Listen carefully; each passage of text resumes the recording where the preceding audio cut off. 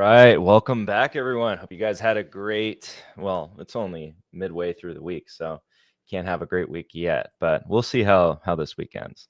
All right, so let me actually hide this because this is kind of distracting me. So that way we just have one thing.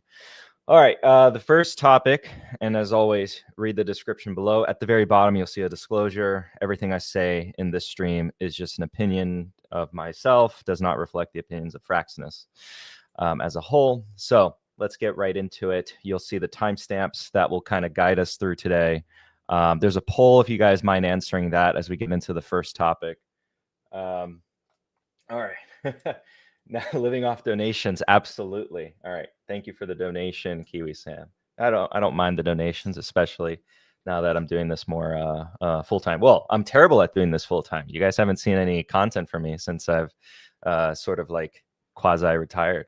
But anyways, getting right into the topic of today's conversation, we're going to be getting into consumer is struggling. So again, please answer that poll, and I'll kind of finish that off midway through the conversation. But if you guys looked at the headlines, oh my gosh, we're getting some donations. I should have retired a long time ago. Good evening, Fabian. All right, good evening to you too, JC. All right. So if you looked at, I don't know, CNBC, CNN, whoever you really want, there's been a lot of discussion about the choiceful consumer. I even did a little tweet. And Hugo, I saw your comments. It's not directed at you. I know for the most part you're kind of just trolling, and you're having fun with it at this point. I can tell. Don't worry, I'm not. It's not oblivious to me. So this is a screenshot shared by. This is not mine because it's not my phone, but one of the subscribers shared this to me because we were talking about this. Oh my gosh, what the hell is going on here?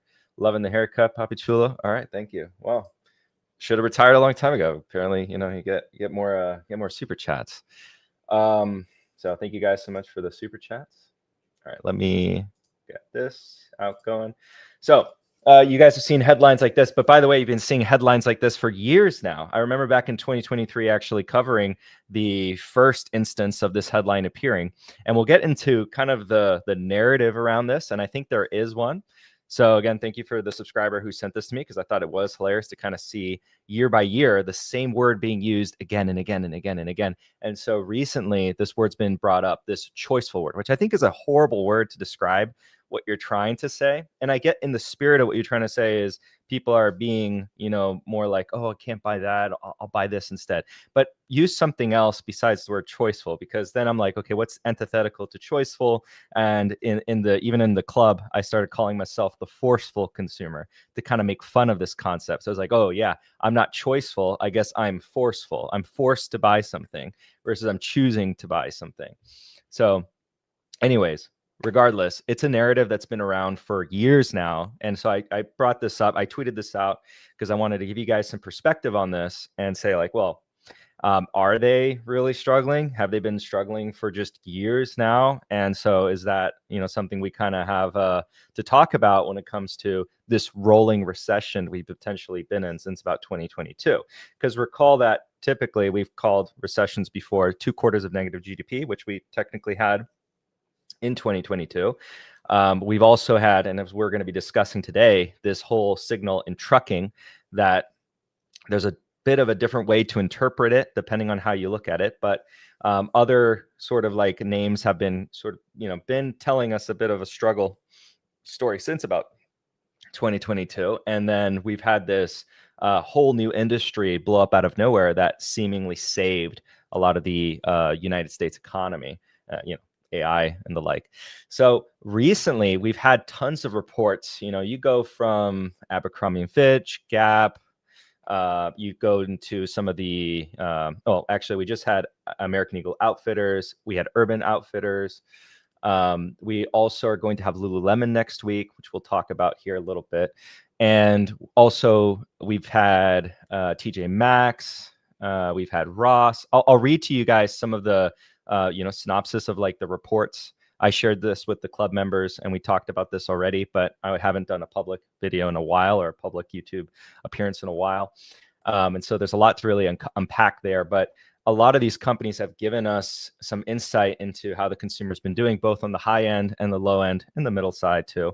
But really the noise has been, okay, well, it's only the high-end consumer that's consuming. That's not true. In fact, we're actually seeing that's not the case, really. And if you can ignore what all these companies are saying, or you can choose to not ignore it. You're kind of one or the two. In order to believe that the consumer's actually been destroyed, you have to ignore what the companies are saying and just focus only on, I guess, what a headline is saying here and there. But if you really actually dig into the companies that do have an insight into how the consumer is doing, they have a different story. And so that's why I also tweeted, you might be surprised, or posted on X, you might be surprised by the resurgence in some of these names, but you'll only be surprised if you didn't listen to a lot of these companies.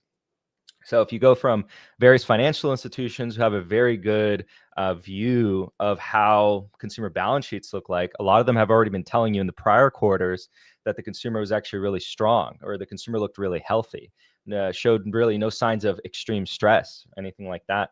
And all the way down the line. So from Synchrony Financial to, Bank of America, and you looked at companies like Affirm, you have people out there that are saying, of course, like the conspiracy that Affirm is lying about their delinquency rates. And we'll be talking about Affirm. As you guys know, my whole thought process on Affirm has completely changed. And this is kind of a sign to you that you should always be open to changing your mind if the facts change, if you learn more things. And as an investor, you're always learning, right? And so you should not be stuck in your ways. So the me of 2022, when I was very bearish on Affirm, to be frank, I was perhaps correct, but for the wrong reasons, right? So I looked at Affirm back then as this crazy business that, it's like, why would I be buying this whole portfolio of terrible consumer packaged loans, and just not understanding the product at all. So subsequently, and again, the blessing of through the investing community and having all these professionals from different walks of life kind of come at you, and you can see these different perspectives and talk to people inside the industry, you start to learn more, and hopefully from that learning you sort of reshape your thought process a little bit there and say, okay, well, on a more constructive opinion, while at that time there were reasons I was right to be cautious or bearish or avoidful of that company, the reasons I was may not have been entirely correct, and so you kind of evolve that opinion, hopefully, right? And again, it's good to identify when, okay, I was right, but for the wrong reasons. And so is this currently the right opinion to have? But if you look at companies like that, yeah, there's nothing really alarming. And now you're seeing a lot of the earnings reactions from retailers. And again, you'd only be surprised if you just didn't listen. So again, one of the ones we're looking at next week is Lululemon. That one, because it's going to be more of a, kind of that, a little bit more expensive clothing, but we've already had some that are not the cheapest. We've also had a lot of the attainable luxury. So there's different categories. You have, of course, I'll define it in a snobbish way, true luxury. Then you have luxury, right? So true luxury is the snobby way of saying the stuff that the actually rich people buy. And then there's the luxury that is more of like, okay, people think it's luxury, or, it could be luxury, again, depending on your definition. And that upper middle class people buy. And then you have attainable luxury that's still upper middle, but has a little bit more of a overlap between, middle and lower middle. Still high quality. I'm not defining quality, by the way, in that statement. So you're going to have very high quality products, and you should, as a consumer, if you value quality, there's still, reason. I'm not trying to talk down on it, by the way. That's what I'm trying to explain here. And then you have kind of the lower bound, the Dollar Generals, stuff that are kind of selling people who need maybe a lower quantity of something because they need a lower total dollar amount to spend. So across the board, and of course, sorry, I forgot to mention the discount retailers like a TJ Maxx, et cetera. So across the board, we had a lot of different reports and commentary on consumption. And all of this reporting, by the way, is pre-holiday sales. So, because remember, we have to look at retail in a seasonal fashion and adjust for that. So this quarter right here, depending on how they're looking on their calendars, I don't want to blanket that. But this quarter that we're going through right now, these numbers are not reflected in the prior reporting, except for companies like, I guess, Lululemon, who's going to have that in their guidance, right? We're going to see, like, based off the November data, what's it going to be in their guidance. But some of these other companies did not have that guide for. So what the market was impressed was the prior quarter's figures and not really so much the updated guide. But yeah, going off of just that, you know, a lot of people are like, oh my gosh, well, what's happening here? And you saw that in the market reactions, some of them going up close to 20% at times. And again, just to reiterate, not that much of a surprise if you listened to other companies. So, all right, Becky's all over. All right, so thesis, relation of new information, absolutely. Okay, so the PayPal CEO was oddly enough, and this is more of a question, a point of concern across the board, by the way. So when you're looking at companies, and we'll look at QSR in particular, if your company is struggling with certain cohorts, you might be the exception. That might be a problem for you. But what we kind of think of, how we think of PayPal's CEO's comments constructively, is that he is someone who's not trying to, and he says this as well, make any sort of like, oh, we're satisfied with kind of any particular gain in any sector. So his comments though on the consumer only had me concerned because what if their firm is becoming the exception, right? And so you're seeing strength in other consumer platforms, but then with PayPal, you know, we're seeing some sort of like divergence, and that could be a concern as an idiosyncratic risk for PayPal. But we can talk a little bit more about PayPal later. Let me just kind of get through everyone's comments to see. Consumer debt will never recover. Forget trucking, look at shipbuilding and shipping. Any concerns about PayPal CFO saying branded checkout? No signs of extreme stress, $30 trillion later. Any concerns about PayPal? When will this guy take off his shirt and starts? Oh my gosh. Oh, is that someone else? Yeah, that's someone else. Any Android users in here? Yeah, you know whose screenshot that is. Okay. So let me get oh, and another one that was struggling is Target. So, but Target, again, we're kind of pessimistic on Target as a whole, just because Target has had its own issues as a company. And when we spoke to someone who had, I'll say, an undisclosed amount of experience at Target, they did not have a good thing to say about pretty much everything around their distribution and logistics, saying that they're way behind Walmart. So and that's just Walmart. We're not even comparing them to Amazon, but Target's issues are Target specific. But yeah, like I said, if you're kind of looking at your different retailers, and now be worried if your retailer is giving some sort of excuse. I think Square or Block said one of the issues they had was weather. I like, no joke, they said weather was a recent headwind for the business, and I don't know what to make of that. That's kind of also strange to say it for what they are. But yeah, so consumer struggling. If I were to kind of go retailer by retailer, if I looked at TJ Maxx, Ross, etc., for their comments on the low-end consumer. So on the low-end consumer, they said low-end consumer was particularly healthy. And we're starting to see, and again, Dollar General has had many quarters of saying the low-end consumer was struggling. So I've been covering Dollar General since like 2023. They've been saying that for a long time. And granted, when you think of low-end consumer, you're like, people who are in permanent recession, right? As if they're not moving from that bracket. So people who are, constantly struggling. And if you go back all the way to 2017, you'll see a similar narrative with Dollar General. So very frequently, or in the past even, you'll see that narrative kind of continue, right? And that kind of makes sense.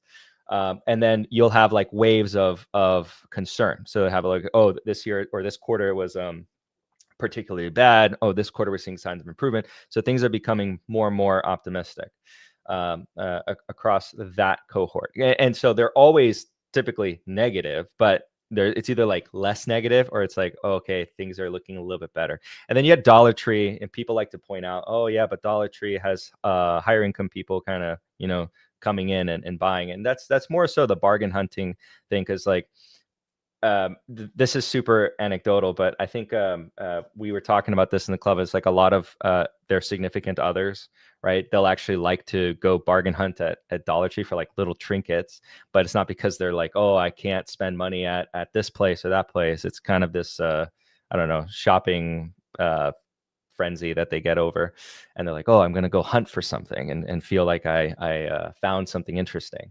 So it's like, that's not what I envision when I say like, oh, high-end consumers now struggling, or middle upper income consumers now struggling and they're going to Dollar Tree. It's like, no.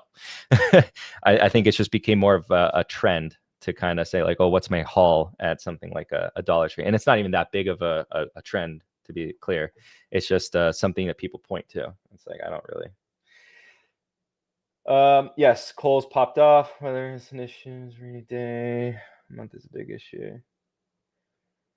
The downturn is fast. So, but that's just it. All right. So do you still own any TSMC? Yes, I own quite a bit of options in TSMC that I haven't sold. Do you think Adobe is a good moat, or do you think the value? Yeah, we'll be talking about it in the specific conversations about it. So if you look at the timestamps, when we get to it, we'll be talking about it. So right now we're going to be talking about trucking data. So the companies I follow, I've been following them for a bit, has been, company in the LTL space, Old Dominion. And then my favorite 3PL player right now is GXO, which was a spinoff of XPO. XPO is the other large LTL player. So Old Dominion is another compound bro stock that for the longest time, and actually we'll put up the stock here.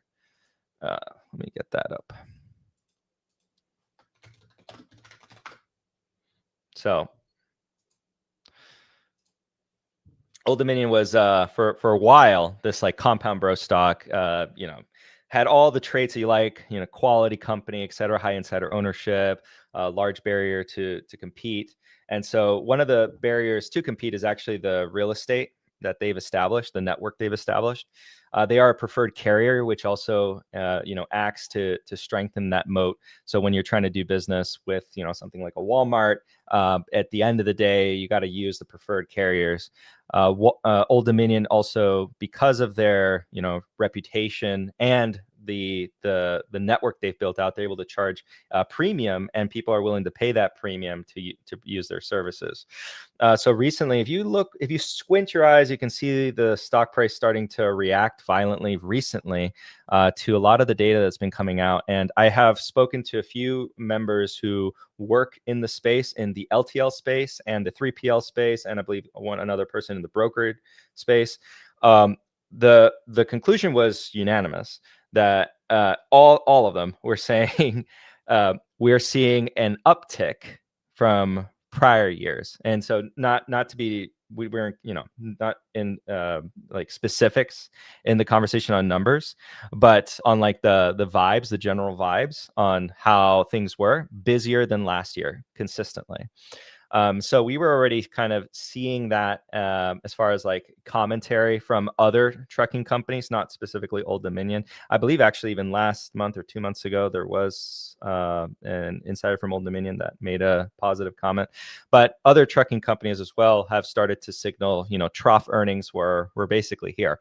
And we've been sort of watching this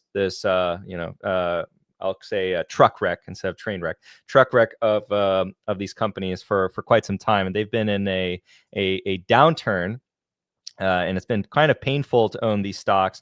Not so much Old Dominion in the 5 years, still not that bad, 45%, but some of these other ones have been kind of painful to own these stocks while you're watching everything else sort of rally away. And this year, as I can kind of show you again, Old Dominion is still down 14%, with being down 30.95% year on the 1 year chart.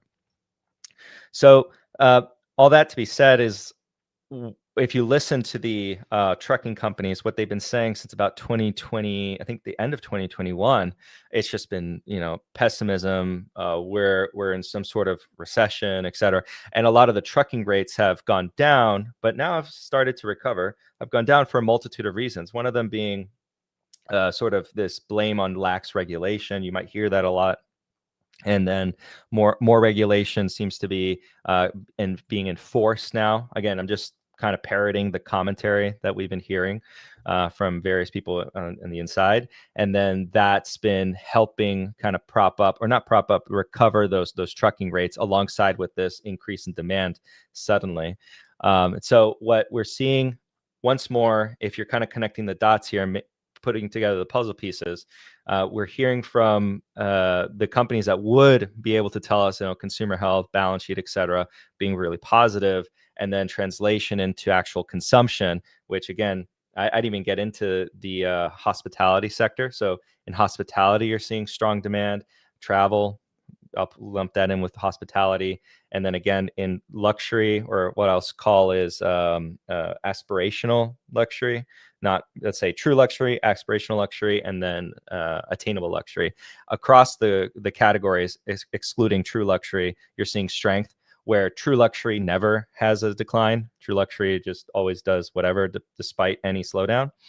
Think of a Hermes and put that in true luxury. And then when you're thinking about aspirational luxury, you got to think about Louis Vuitton, which has recently recovered nicely. And you actually listen to Louis Vuitton. They pointed to particular strength out of North America in the recent earnings call. And then the attainable luxury, you got to think of your Capri Holdings, Tapestry brands, etc. So, when you're talking about a Coach handbag, that can cost you a couple $100 to $600 versus a Louis Vuitton handbag that can cost you, somewhere around $1,000 something to $6,000. And then the quote unquote true luxury, that's like, the next step above that in many cases. And then you can throw in like Chanel in there. But regardless, coming back to the point here. So in those categories that you would say, okay, consumer pulls back on them, we're seeing a lot of strength. And what people buy, does matter. Like, where is the focal points? I believe we talked about this in prior live streams, that if necessities come down in price, that's tends to be positive for discretionary spend. So necessities being, housing, energy, et cetera, food. And so if we see corrections in some of those markets, and we have been seeing a much lower increase, or you could say disinflation in housing in particular, and like we were pointing out a while ago now, that the housing inflation data, of course, lags the real housing inflation data. And if you're a landowner or a landlord and you have a rental property, you probably in particular feel this year, because your rents aren't going up as much as you might like, right? And so you've been probably anecdotally feeling that in your various investment properties. But that's reflected or being felt by the consumer at the end of the day. Andrew's tagging me about something. Hold on, let me see. Oh, he's that's bullish for energy. All right, cool. Anyways, Dollar Tree is great for cheap gift cards instead of spending $8 on Hallmark cards. Yeah. We have to spend money on behind chocolate. Yeah. Becky's OP. Any concern about ADP jobs numbers? So the ADP jobs numbers, if you break down the jobs numbers, what we see there is the weakness came from SMB, but not in medium and large. Medium and large actually gained jobs. SMB is the one that slowed down. SMB is the lagging indicator. So I look to that as saying, okay, what we are seeing is, and I anecdotally understand this from conversation I have, but if you don't have the clarity, which it might be, whatever is happening on, like you didn't anticipate the consumer demand to be as strong, right? Because you read headlines, and you're a small business owner, you're not really looking at, necessarily that forward looking, or maybe as sophisticated forward looking as another enterprise might be. Then you're sort of more of a reactionary force. You're not preemptively acting all the time, as well as maybe some of these industries might, or larger enterprises might. So that's, to me, the positive side to look at it, right? SMB being the weak point is more of I guess like okay, that's fine. Then medium and large. So medium and large gaining ground, SMB kind of suffering here is fine, because what we will see later, if that's what I'm describing, then you're going to see like a reaction to the current environment, right? And so they're like, oh my gosh, okay, actually we need to make these investments, we need to do this and that. And so that's kind of why I think the market didn't really take too much effect to exactly like that. But the ADP number, that's kind of like the gist I'd give, is like if you break down the numbers, it was SMB that caused the weak numbers, and then large and medium actually gained quite a bit. So as long as that's the case, I think it's fine. Don't like the iPhone. Look too small. Oh, that's a comment on iPhone. Which, speaking of, iPhone sales have been pretty good. That's another thing that would, in theory, be a sign of a weak consumer. People aren't buying $1,000 phone or $700, $800 phone. They would be extending that even further. You wouldn't have this like larger upgrade cycle. You tend to have a larger upgrade cycle in the time or in the moment where the consumer does feel like, oh, there is a phenomenon. I always forget the name of it, but it describes a lot of what we observe when you ask someone how the consumer is doing. A lot of people will do this, where they'll say, oh, I'm doing fine, but people out there are struggling, and then I'm over here eating caviar, right? But I know that other people are struggling. So you see, like that's what a lot of times happens when you do these consumer sentiment surveys. And that's why sometimes, a lot of times, they're not very reliable on like predicting the bottom. Usually when you have consumer sentiment at the bottom is actually really bullish, because you're like, okay, because the consumer as a whole is not very negative before things crack. They're usually very negative when things are just about to look more positive. So it's not a really good indicator, because I wish it was that easy. You're just like, oh, consumer is negative, I'll short everything and then make money. But if I did that, I would have gotten clapped on all the consumer discretionary names recently. I would have gotten absolutely destroyed, and would not be having a fun time. Now, that doesn't mean that there aren't bubbles, because someone might hear that and say like, oh, you're saying there's not any bubbles out there. There's absolutely bubbles. Like quantum computing is still a bubble. You have even in like the neo clouds, there's the bubble there, probably. I don't know 100%. But those are two different comments.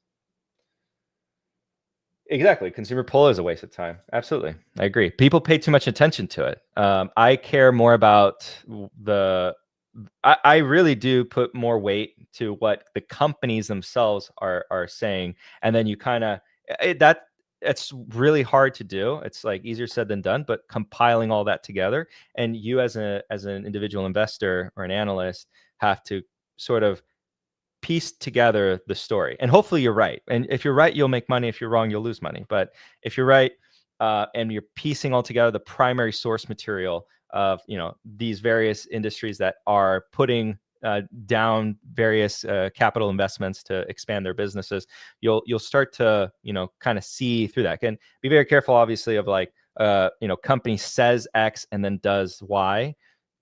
Really just follow the money of what they're doing as a better indicator. But in this case, a lot of both were aligned as far as what companies have been doing.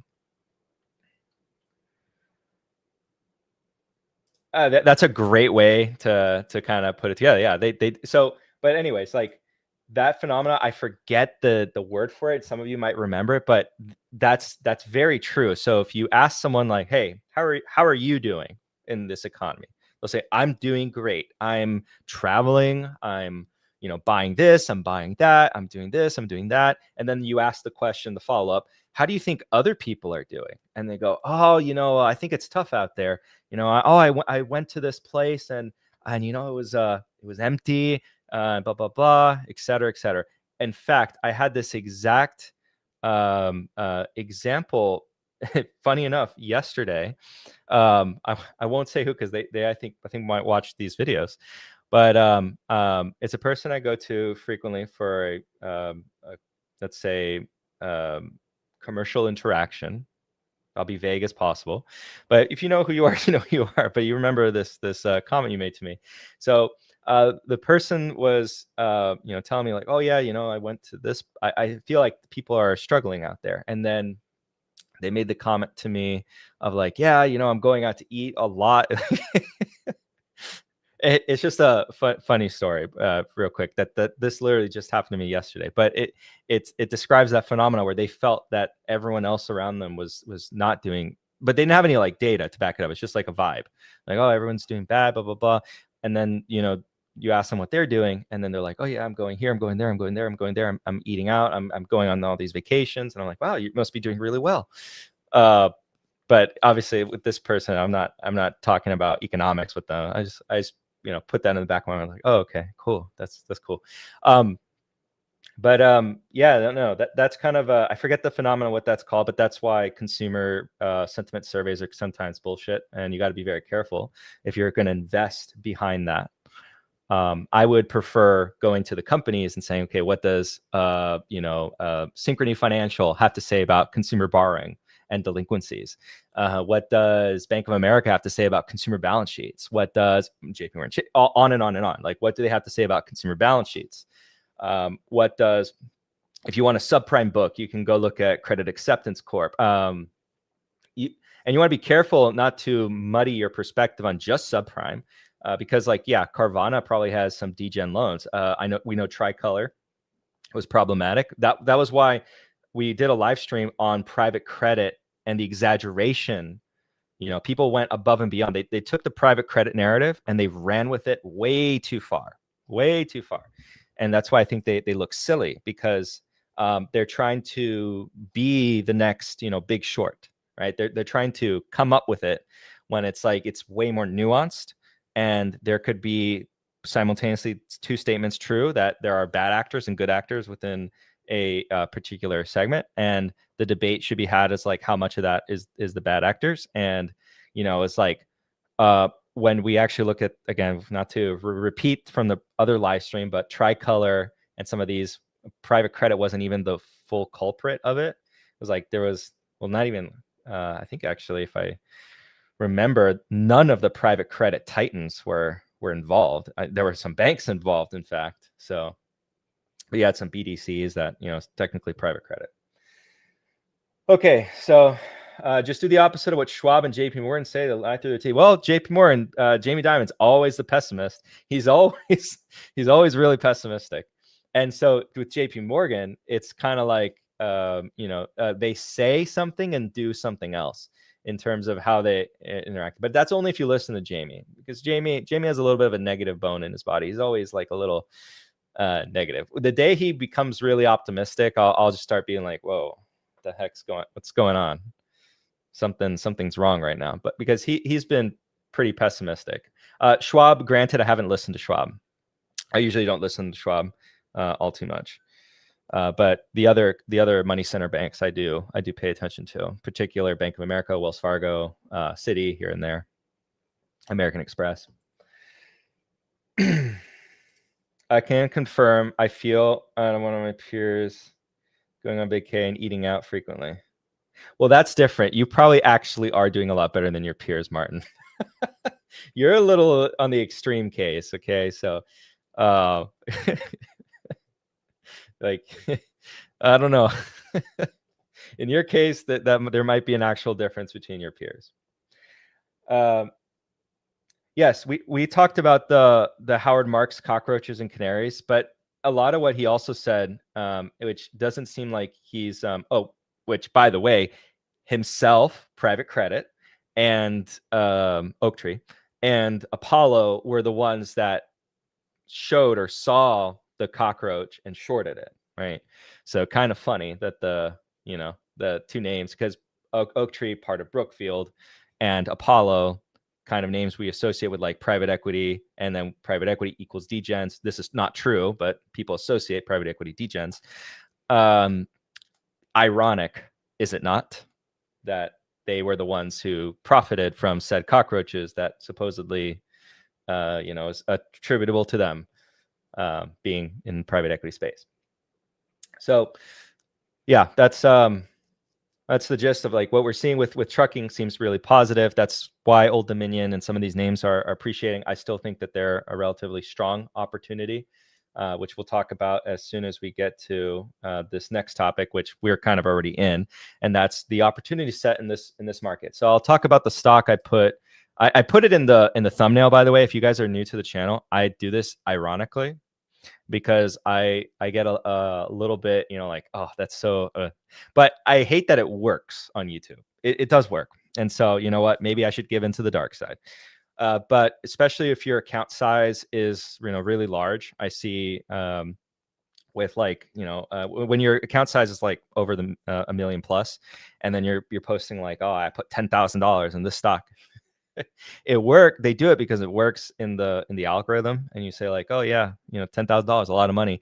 But when everything is relative. And so we have, if there's a member of the club who has a small account, and then let's say make up a number, $10,000, and they put $2,000 into a stock, what I'll think of, and that, if that's like their life savings, I'll say like, okay, that's a huge conviction for you. That's like, you must be really confident. And I would want to listen, at least like, what's your pitch? What's your opinion on that? And then some people don't think of it that way. They think, oh, 2000, I'll dismiss it, whatever. I think that's wrong, because you never know who's going to have the good idea, by the way. For anyone listening out there, you should never judge on account size. And then vice versa, if, in the case of like, you have a $2 million plus account size, and then someone goes like, oh, I put $10,000 into a stock, you probably shouldn't really take that position too seriously, because it's a very small part of the portfolio. It's 0.5%. But even though 10,000 is like, oh, very, very impressive number for, at least a YouTube thumbnail, and for a lot of people. So I understand why it does well. But the not to bear the lead, the $20,000 investment. Oh, okay. $20,000 investment is in Adobe stock. So what stock is the most hated right now? Definitely not Adobe, but it's among the most hated. So Adobe stock is one of the battleground stocks that I keep getting asked about. And I was asked about a lot of the battleground stocks. One of them was Fiserv, Adobe, PayPal. And the ones that I think are the more fun, that I'm psychologically and or bullish on, was Adobe, because I'm not psychologically long anymore. I'm actually literally long. And to be clear, in the what I just stated, for Adobe, that's a very small position for me. So I will talk about it in the future if I end up making it a larger position. But I also have a bet with Hugo, who's in the chat. Hugo, we have a bet. And so that bet is that Adobe will outperform Salesforce over a 1-year time frame. So I also wanted to put some money behind that, besides saying that. So, but anyways, so just to be clear to everyone, I'm not trying to like do a sleight of hand or anything. That Adobe, $20,000, it's a relatively small position, so you can kind of more or less, kind of think of it as like, okay, fun position. It could get larger though. But the reasons why I am have been psychologically bullish Adobe is, I think the narrative built around Adobe is a bit exaggerated as far as like what's going to happen with AI and how AI is going to impact the product itself. So for some context, I am the amateur user. I'm not a pro user. So I find no use for Adobe in my own life. I actually will use Canva, things that are more just like simple for me to use, etc. And I know what I get is something that's basic and simple. It's not going to be as fine-tuned. I can't do the fancy things that someone out there could do if they work in the space. I understand that, because I do see the difference in work quality. And Adobe's not going to get replaced anytime soon by the likes of that. Adobe also, has this like threat from Affinity Photo that was bought by Canva and is now made free. Well, after speaking to people within the industry, it's clear to me that Affinity Photo is cool, but it's cool for what it is. It's a free alternative. It's a cost-effective alternative. So for the amateur plus market, so there's like a tier in between the amateur and the pro. This amateur plus, that's like basically pro or maybe pro in their spare time, kind of side quests editors, I think Affinity Photo does everything you really need, and is an interesting product. And it's not free because it's free to use the basic stuff, and then they upsell you in the application on the stuff that you might actually want to use if you're, again, more of a pro plus. But for someone like myself, who is more just the amateur user, the free one would be satisfactory for the things I'm trying to do. And then with Premiere Pro, that one also, again, there's like Final Cut that's always existed, but the industry standard is Premiere Pro. And when you kind of look at it this way, is like industry software, there's always these awesome, because it depends on who you ask, right? Awesome alternatives to any software. And that doesn't mean that it wins or it gets adopted by the industry and replaces the existing dominant software. It's way easier said than done. So I'll give you an example. The best one to use is actually Microsoft Office. So I use both products. I don't really have an issue with using either the Google Suite or the Office Suite. I find them both to be, I'm used to both. Like Excel and Sheets, you give them to me, I can use both pretty adeptly. And I know a lot of people, it's not the case where they are purists in one or the other. Actually, I know more Excel purists than I know Sheets purists. I think I tend to see Sheet purists to be more of, trying to do some sort of like project by connecting these like wacky APIs, which I also like to do. But that's more so who I see with the Sheets purists. The Excel purists are like, you throw a rock and you'll hit one. That's what it feels like. And, there's this difficulty in adopting specialty software where you have all these people that are trained on it. And once you become the industry standard, that acts as a moat in and of itself. So if I were to, I have a bunch of employees working under me and they're all used to Adobe Premiere.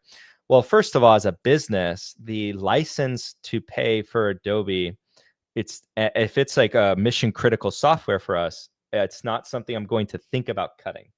I wouldn't think about first cutting Adobe for any mission critical software. That's one of the last things I'll really think about cutting. If for example, we're paying for more seats than we're using, yeah, that's the case. And that might be a risk, by the way. That might be a very legitimate risk, is like the seat question. So if you're like a manager at a business, let's say, or an executive at a business, and you're looking at making some efficiency cuts, yeah, the seat question could be one for sure. But you're not going to be like, oh, I'm going to completely switch whatever software we're using in our workflow and switch it to this new software. That's very risky, and you might have efficiency losses in that workflow when you make that change. So something that you might think you're saving by making that cut, you might be increasing in terms of cost of time, because that's a cost. So if you have a project date that you need to finish by, and suddenly you extend that time frame by some percentage amount, you can calculate what that cost is to your business, and a lot of times it might not be worth it from what will look like pennies that you're saving. So like if you had to, it's kind of like an example of buying a let's say a machine that is cheaper but works less, but then you need more people to operate the machine. Then what you saved on in the machine, you lost in labor costs to regain that efficiency. So that's the calculus you really have to do as a business. So I wouldn't jump to the conclusion that I found a better product. That's debated, right? That's debatable. And that's just going to kill this existing software. No, in reality, again, this is after also talked to a lot of folks who work in the marketing and editorial space. Adobe's positioning is so dominant because that's basically like the lingua franca. So if you recall our comments on FICO, why FICO's mode is so entrenched is it's the lingua franca of finance. So if I take a portfolio of consumer loans and I tell you the aggregate FICO score, and you're a person who's looking to purchase the pool of loans, you're going to know immediately what you're getting into. You're going to be like, okay, aggregate FICO score of 700. You more or less know what that means. Changing that system up, there's a lot of friction involved because I might not be able to get the same price for this portfolio of loans because I'm not using the lingua franca. I'm not communicating to the buyer in a language we both speak. Well, it's similar with Adobe, similar with Office. This friction that exists of using something outside of the norm is costly.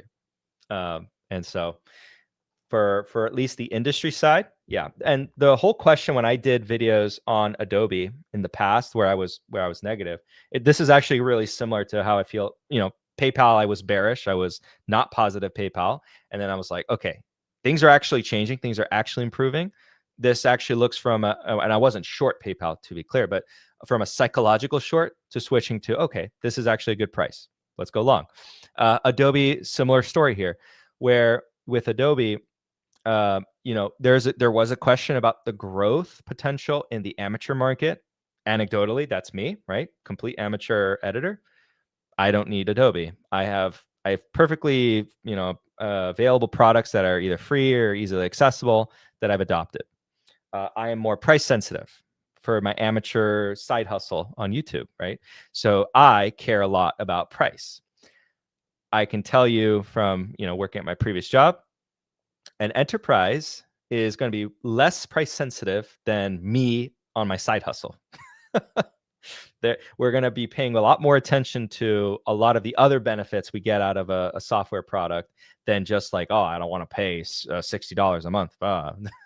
Because that's me with an Adobe suite of products. It's like, do I need to pay $60 a month for this when I could pay $20 a month or less or something comparable and get just as much benefit out of it? That's different calculus. Okay. Let me see, is there comments? Commodities-based companies like gold, silver. So I'll say, we are long an oil play. So we are long an oil play, mainly in the offshore space. Not mainly. That's a weird way to describe that. It is in the offshore drilling space. So in that way, not no metals exposure. No metals exposure, because at least for our LPs, the way we describe it is like, okay, we're looking to be a part of your overall portfolio. So if you want metals exposure, you could do that, yourself. And so we did that when we kind of structured the whole pitch of the fund in general. But no, we don't own any metals or uranium or coal or lithium. But offshore, we do have exposure.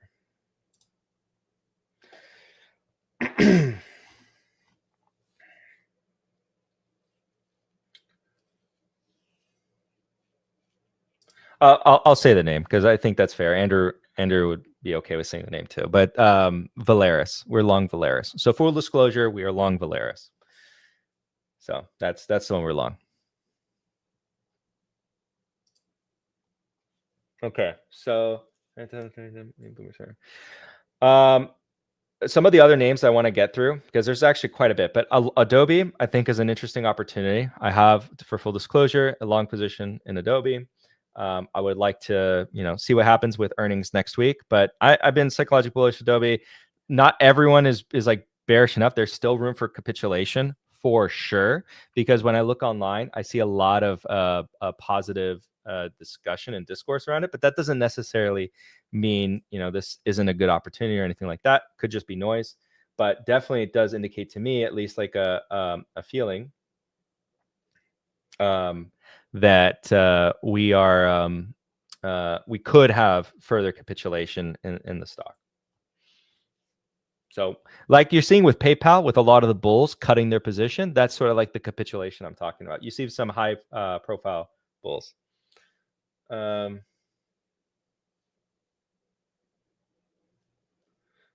Photoshop is finished because of Figma, but even Premiere is facing competition from DaVinci and CapCut now. Uh, maybe. I don't know if I see that necessarily in like in the pro space. We will totally see that in like seat declines though. So, you could be right? You could absolutely be right. We'll see in like the next year or so if we see that seat count reduction become a lot more severe, because right now we're still seeing seat count growth.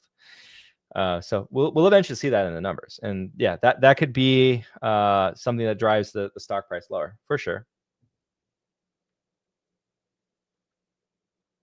Can I ask you a question, please, that I confuse on a company thinking about? Yeah, you can ask a question. I'll answer it more towards the end because I got to get through all these companies. So some of the other companies that I think, oh yeah, Adobe still being taught in college is a big deal. All right, some of the other companies that I think are interesting opportunities as of late. Unfortunately, this one's kind of rallying a little bit, but it's coming down. Actually, hold on. Microsoft's now down to 477. All right, so this one, as it comes down, becomes more and more and more interesting. Because it's now becoming this AI loser. And the thing with Microsoft is like at the right price, I don't think this is an AI loser. I think this is actually like the easiest business to kind of integrate artificial intelligence into corporate workflows all around the world. In fact, if you actually know people in large enterprises, the stickiness, or not even the stickiness, the restrictions on utilizing various AI tools, it's like limited to Microsoft products.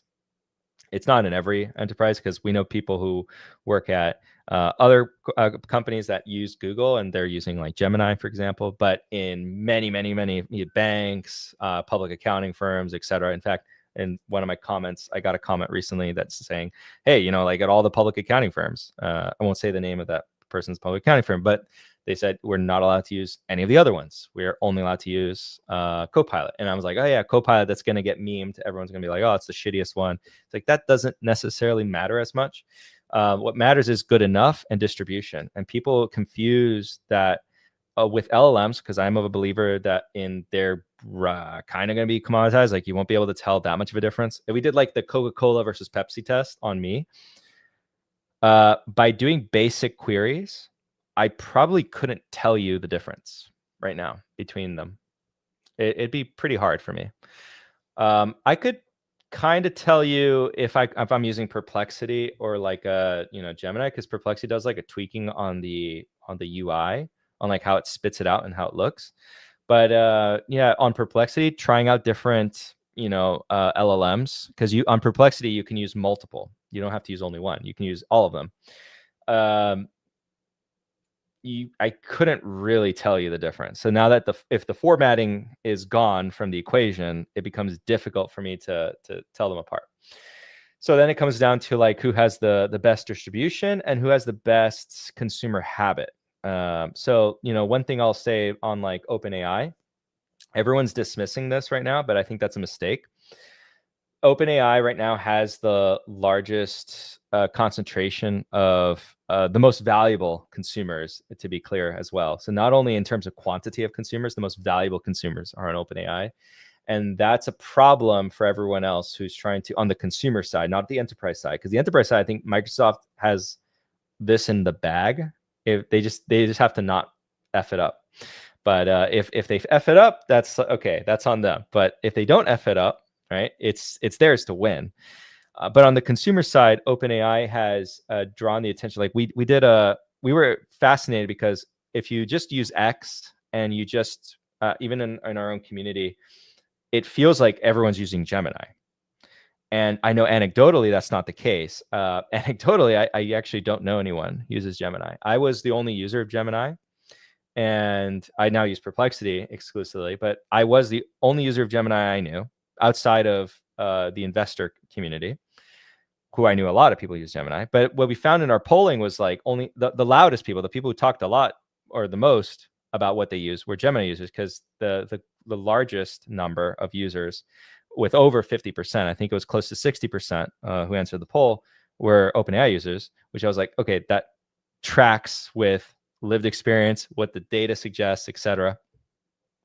And the other thing, and actually what equaled Gemini was Perplexity user, which I was stunned. But Perplexity probably in at least our investment community had an equal amount to Gemini, only because I've promoted it as being the superior consumer interaction tool for LLMs. Because it's not, people confuse it. Perplexity is not its own LLM.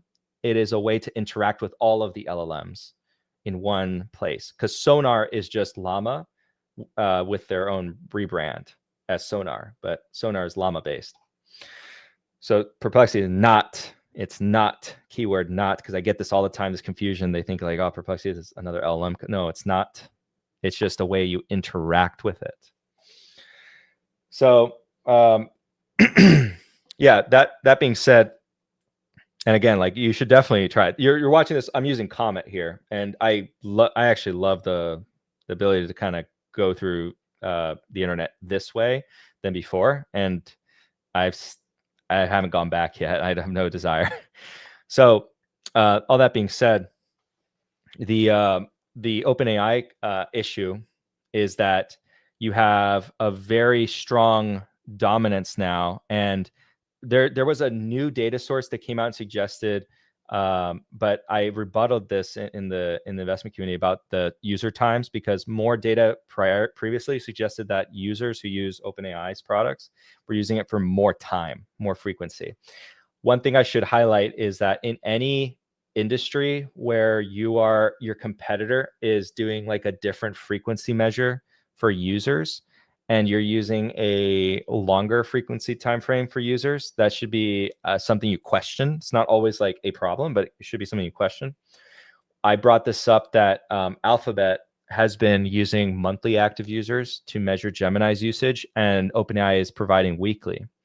The problem with that is I know that you're only using monthly because the weekly looks a lot weaker. And the other thing that counts for Gemini, and I know that this is like blasphemy because I'm this is going on X, this is on YouTube, so a lot of people listening are very bullish Alphabet. And if you look at X, it's like a kumbaya circle jerking of Gemini. But you only show the monthly if your weekly looks poor. And I would probably bet you that if they did release the weekly active users, it would look really bad versus what it looks like in the monthly. Furthermore, the instance opportunity for a use measure for Gemini is very high given Google's vast integration. So like there's many different ways someone could become a Gemini user. And one example is like when you go on your Gmail, which a lot of people have Gmail, you get prompted oh, do you want me to check over this, right? You check over email, spell check it, etc. That's a Gemini use. You use Google Sheets, Google Docs, you can use Gemini right there. And so that's all promptable, right? What I notice is that with OpenAI, there's no such instance. So a lot of it is purpose driven. So I'm going to the product to use it for this specific purpose that I wanted to. It's not because it's shoved in my face. Going to it because I want to use it. It's kind of like the phenomena where Microsoft could have, but they were stopped obviously for monopolistic reasons, but they had the opportunity to shut off, search and keep it for themselves. And the browser issue, right? Who here uses Internet Explorer? People use it, but very few. But it comes standard when you get a Windows laptop. What's the first thing people used to do back in the day? And I say back in the day, I'm being facetious with that. They still do it.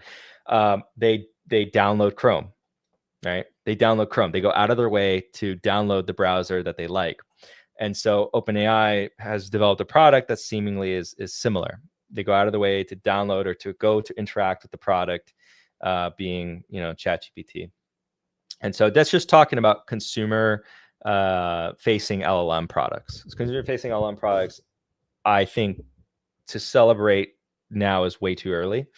And I recall that Gemini got to like the #1 for a little bit, but ChatGPT came back to #1. And if there's like a re-accel in growth in ChatGPT downloads, I would see that also as problematic, because we talked about this a lot about consumer behavior being such a strong moat. Like I just described to you with I give you a Windows computer, comes standard Internet Explorer, you'll go out of your way to download Chrome. because you don't want to use it and your habit is already programmed. Don't think that the same thing is different this time around. Anecdotally, like I've tried to get people to use even Perplexity, right? Forget Gemini, Perplexity. It's like I converted like no one. I've only converted people in maybe CM, but that's because maybe CM where people were more receptive to trying something new. But no, people become really attached to their LLMs because of the memory that they have. And so it gets really used to your conversations, etc. So that's a stickiness. I don't know how they will monetize it. I don't work in the industry. I don't work at OpenAI. That's not my specialty. But I can say it seems like, I don't think, I think it would be like crazy to say there's no way they can monetize, 800 million plus weekly active users. So you converted from Perplexity to ChatGPT? Yeah. So Dan's a Firefox user. So, but yeah, that conversion, and it's not like, because people confuse that and say like, oh, Google's dead because of, no, that's not at all what I'm saying, like at all. So try to hear what I'm saying. It's that the battle is not over, is what I'm really getting at. And so really this year and the next year, when you start to see monetization ramp up from OpenAI, that's when the battle begins. It's like, okay, who will capture that consumer attention? And by the way, please remember, not all consumers are created equal in the sense of ARPU, right? So when you look at Pinterest, so Pinterest is still growing users, but the user, who they're getting as users matters a lot. It's getting weaker because a North American user has a 10 times greater ARPU than someone in other countries, particularly in the third world. It's over 10 times. I think it's actually 50x more than some countries. So if I decline in North America and I grow in a country that's like, for example, 50x lower ARPU, I need 50 times more growth to make up for that person I lost. So I need 50 more people to use the platform for that one North American user I just lost. And when I say North America, I particularly mean United States. So I'm sorry, Canada. But it's not that Canada's that much lower, but it is lower. The United States ARPU is the highest. And you see this in every business, right? You see that in like Google's ARPU for North America is like United States is like $500 per year for Google search, something like that. So, exhibit A is like if they lose, one American search user and they gain, and I think the difference is literally like 50x or something like that. But let's just say it's like 10x, and they lose one and they gain 10 in another country, whatever country it is. I'll just use that number 10 to 1. They need 10 of those to make up for that one they lost.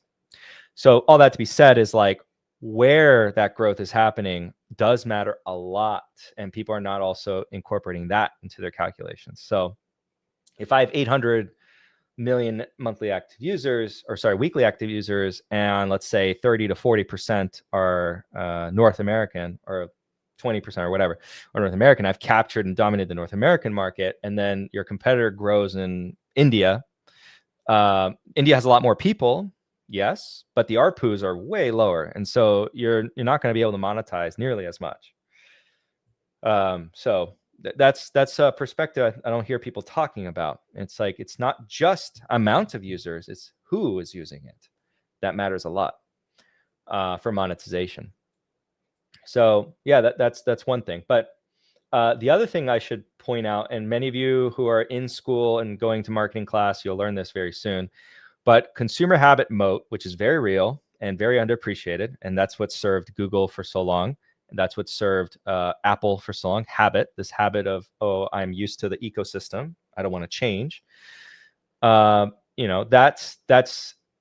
This is the point of conversion. In order to convert, and if you're trying to think of a business idea and you're trying to dominate that, your new product has to be leaps and bounds better to the point where using that other product is detrimental to whatever we're measuring, either like in Apple's case, your social. No, I'm kidding. But it has to be a negative, right? If you don't choose the product, because they're used to it. So what I'm getting at is like, if your product is just a smidge better and it's not noticeable, and we're doing the Coke and Pepsi test I described earlier, I have lower faith in the ability for you to take away attention. I would say it's possible, but I wouldn't ascribe like a high probability. And in the case of like Perplexity, where I would say to you guys, Perplexity is going to very likely lose, right? Because they're not going to be able to capture enough market share. Even though I'm telling you right here that as a consumer, I'm like, I think Perplexity has the best experience right now as a consumer. But here's the problem. So I probably fit more in the category of early adopter. So what that means is I'm a consumer that's more willing to try new things.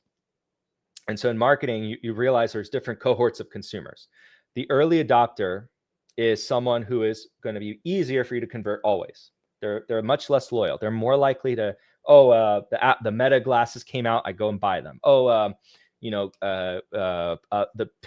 Pixel looks really cool. I'm an Apple user. I'm going to go try the Pixel phone because it's really cool and I want to try that new feature. That's that early adopter. So that person is very disloyal, but very easy for you to capture if your product is even like, a little noticeably better. The majority of consumers are really difficult to take away from a product if your product is not very noticeably better. And so that's the problem with Perplexity. It's like it's better, I think, but it's not like if someone were to use an alternative that it's going to be like, wow, what are you doing? You're handicapping yourself. You're shooting yourself in the foot using that other product. That is not the difference in quality. Therefore, there's not going to be that mass conversion. And that was, for example, in the case of like search, there were for sure better search engines than Google, because Google would handicap themselves with like advertisements. Granted, you hear this a lot, and I heard this for the longest time. And as a Google user, I didn't care. I was in that era. I was an example of like, I'm not an early adopter. I know that, and actually, I'm not an early adopter in everything. But give you an example of in the case of search. So you would probably hear this a lot too, right? That Google has a lot of ads, and so the search quality has gone down over time, blah, blah, blah, blah, blah. I'm saying blah, blah, blah, blah, not to dismiss it. It's true, but doesn't matter. And so the other person who's telling you that, they say, hey, you should use this browser because it's better. You get better search results, more relevant to your question because it's not trying to serve you ads, blah, blah, blah, blah, blah. Okay, that's true. But then I reply, or in this case, it doesn't matter. Why doesn't it matter? So the consumer habit is stuck on Google search. And Google search is part of the workflow. You'll convert some people, sure, but not a relevant amount of people. And that was Google's strongest moat forever. It's still their moat, by the way.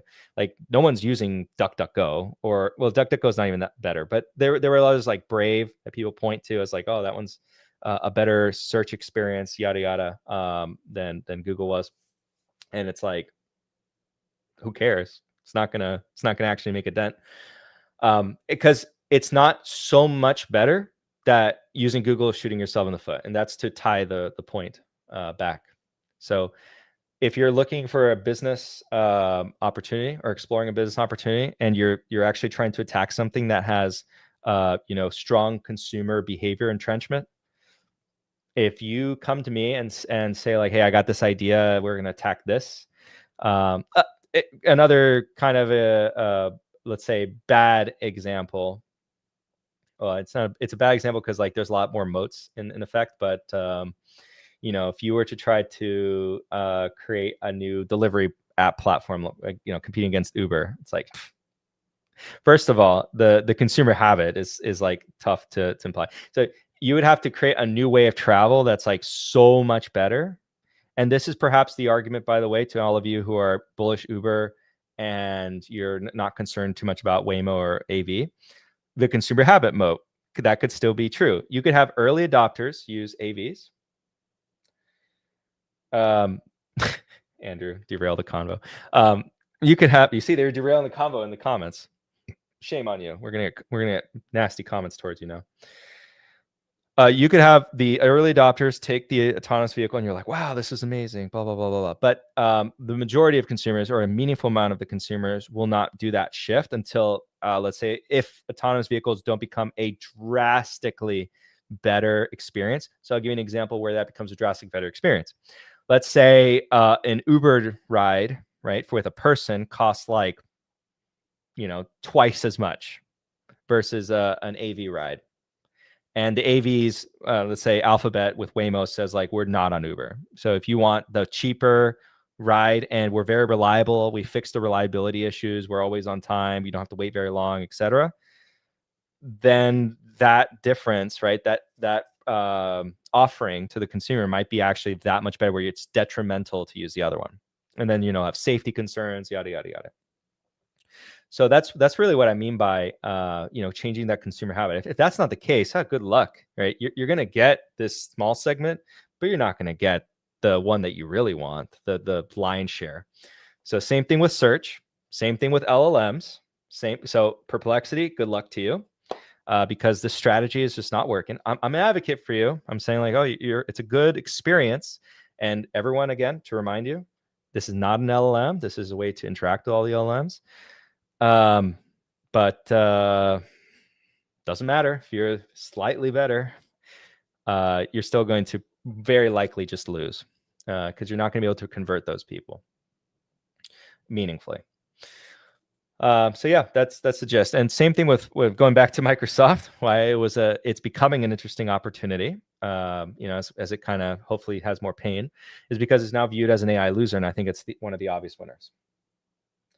Okay, the other opportunity I'm seeing in the markets, hopefully again, is Netflix. So Netflix, one of the loves of my lives, is coming down on the purchase of Warner Bros. Discovery, how the saga has evolved over the years. So Netflix hated in the past for just being completely misunderstood by the investor base. We saw the cash flow engine really kick up into full gear. And right now they're trying to solve one of the biggest criticisms that they've ever had, which is the lack of original content, which they have a lot of, in my opinion. But the lack of the historically strong IP, think of DC, think of, House of the Dragon, Game of Thrones, etc. These big heavy hitters. And the rights to, or ownership of sitcoms like Friends, etc. So all these things that they've previously paid for in licensing fees, they are now looking to purchase the asset entirely. And for them, it's going to be a pretty easy swallow. So I see a lot of really cool synergies. I don't think they're going to just raise prices off the bat. I think they can absorb this business in its entirety along with the debt, and it's not going to be that big of a deal for Netflix's balance sheet. And in Netflix's case, I actually wouldn't mind the switcheroo of utilizing maybe some shares, given the current price. And I think it still would be accretive to shareholders. But if they want to utilize debt, I think that they can handle the debt. Their profit and their revenue and profit is fairly predictable.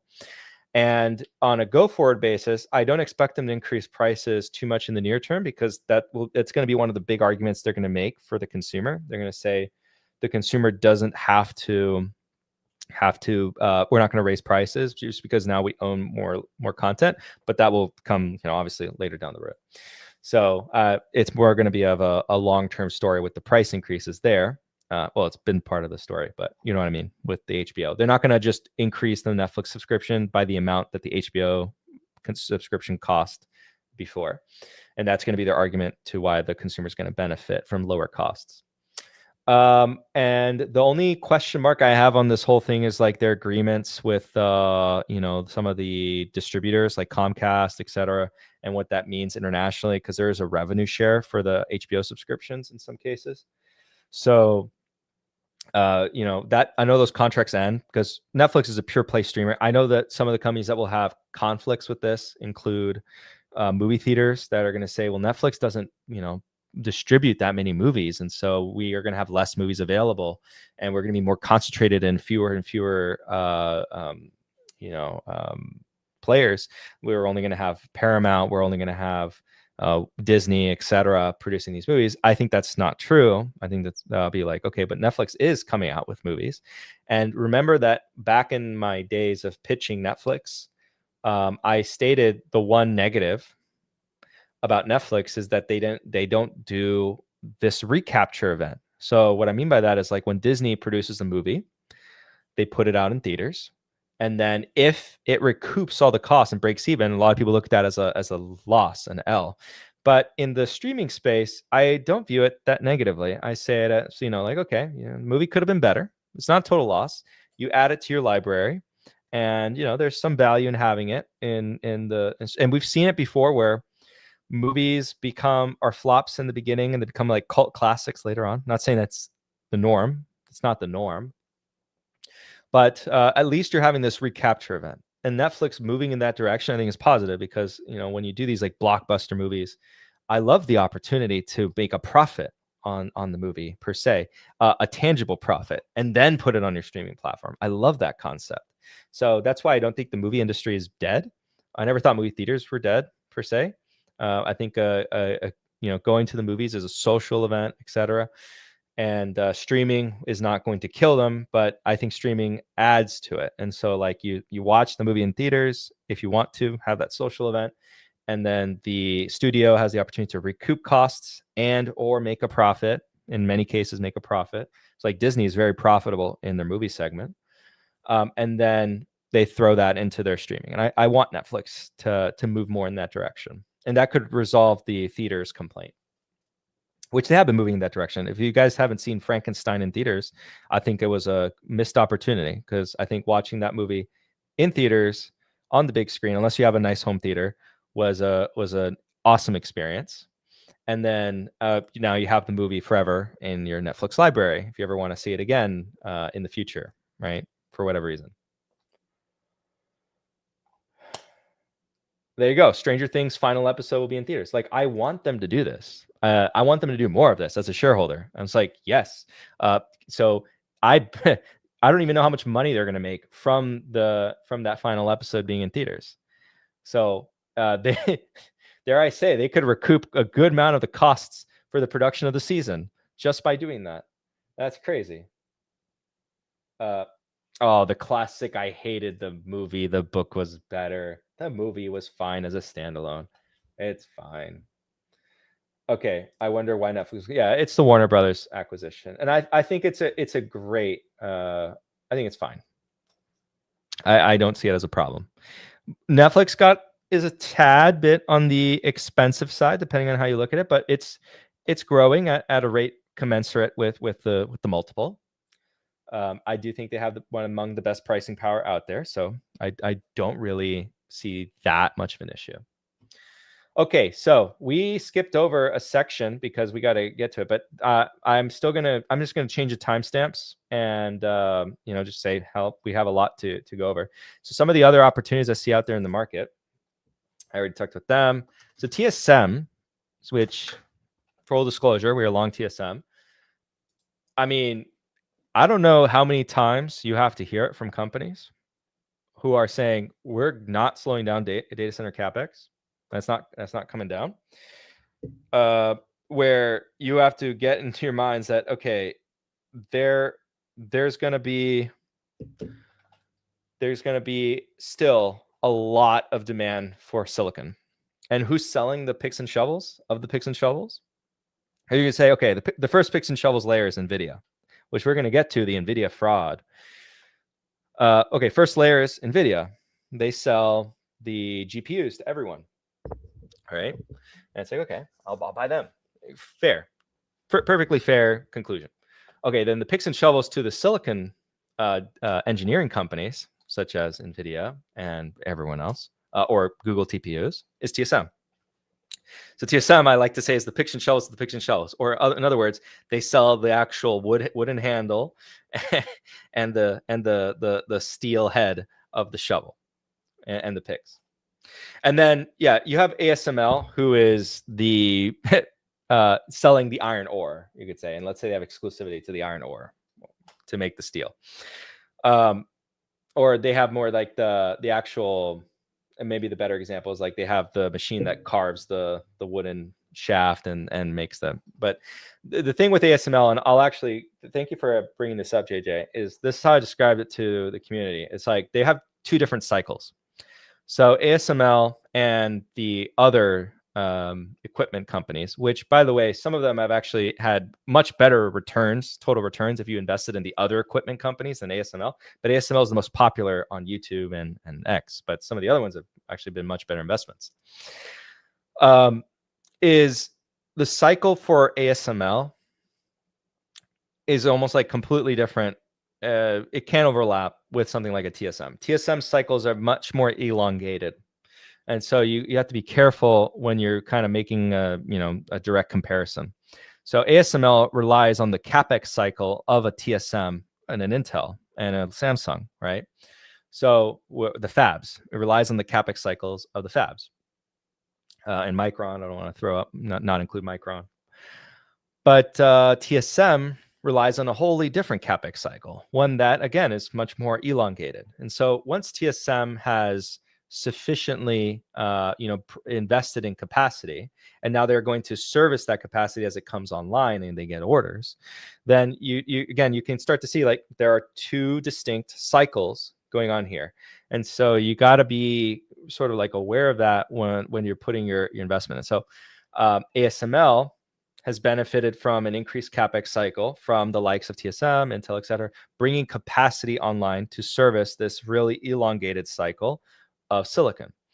With TSM, they've captured a huge portion of the valuable part of said silicon investment cycle, where a huge proportion of the more valuable orders are going to them. And the problem with ASML, I say problem, is that their customer base is very concentrated in this, cycle. Mainly heavy reliance on the big three: Samsung, TSM, Intel. TSM, on the other hand, is actually a lot more diversified than you might think. If you actually break down the customers, right, you have NVIDIA is not like half of the customers, as some might think just by, I guess, vibes and headlines.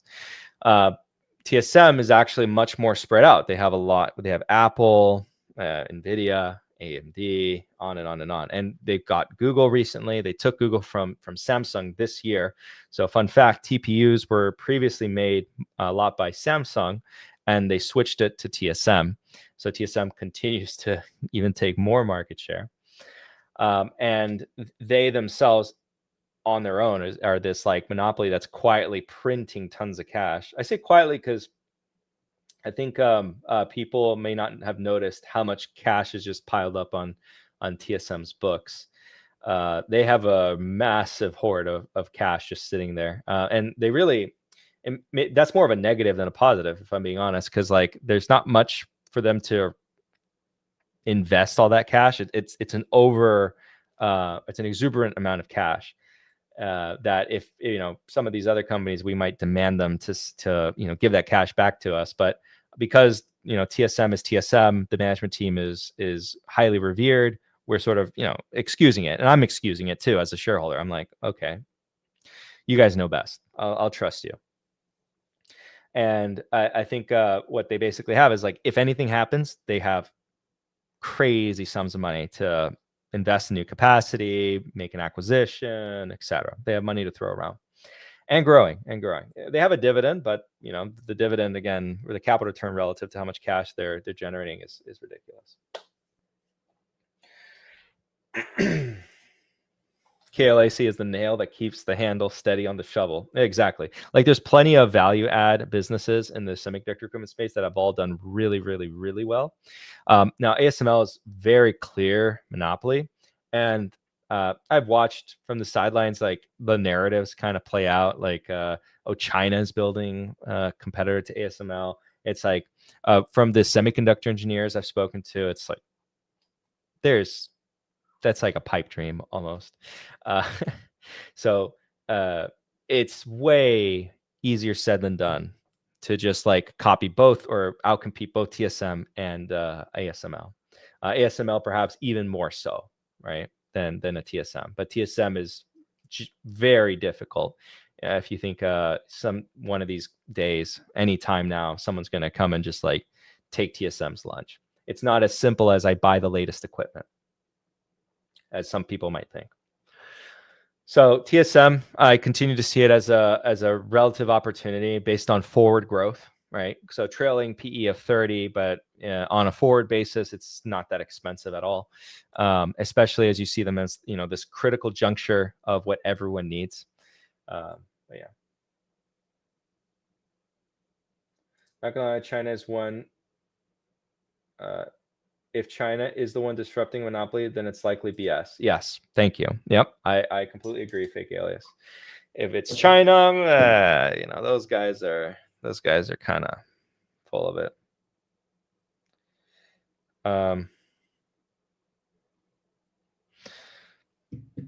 So the other business that I would like to talk about, that's kind of an opportunity, or I feel it's an opportunity, is coming. For full disclosure, and I'm letting you guys know for long these, GE Vernova.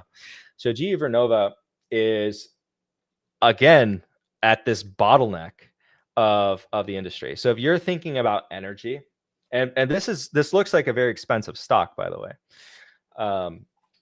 So I can kind of say I believe it is deceptively expensive. Andrew, if you're in the chat, let me know if you want me to talk about what you shared with me regarding commentary. If not, I won't talk about it and I'll go around it. But if you're in chat, let me know. So GE Vernova was or is this I'll simplify it. It's similar to what well, actually that's probably an insult to how monopolistic ASML is, but it's kind of similar to maybe like an Applied Materials where there is competition between Lam, there's overlap, and they both compete in different segments, but I shouldn't be comparing it to semiconductor equipment, really. But they produce turbines. They produce a lot of the turbines. So in order to make energy, you need turbines. And turbine technology is actually very, very, very difficult. So it's an engineering marvel, so to speak. And there's a lot of sensitivity. So fun fact about turbines, for the turbines to make energy, you need to be there's like a sweet spot, like a perfect sweet spot of how the water vapor goes through the turbine. If you even have a little bit of water come about, you can absolutely destroy this very expensive machinery. So everything from the pressure, the temperature, everything has to be perfect. And I can't imagine as a civilization how many of these we went through before we figured that out, or maybe we didn't need to go through that many. I don't know, but it's kind of fascinating to think about the perfection you almost have to put an environment in to make these go, because like just water, you know, from how fast this is moving, can just destroy the turbine. But anyway, so producing energy doesn't really come out to anything like, you know, different. It's all turbines. And producing these turbines is, again, way easier said than done. So you have Siemens Energy, GE Vernova, and Mitsubishi as the three players. And they all have their different strengths and weaknesses. Some have a bit more strength in you know, the whole network, etc.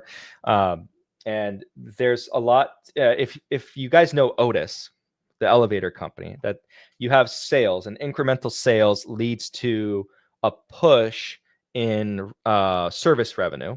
Well, GEV, in my view, or the way I think about it too, is it's the same thing. So the equipment sales is a leading indicator to your service revenue. In fact, actually, ASML is the same way, and a lot of these other equipment companies, their equipment sales is a leading indicator to how the service revenue will be. So for GE Vernova, I'll talk a little bit about some of the accounting here as why they might be deceptively expensive. So in the first instance, they have this wind turbine business that's been losing money. A lot of those wind turbine contracts were negotiated previously under let's call them bad management.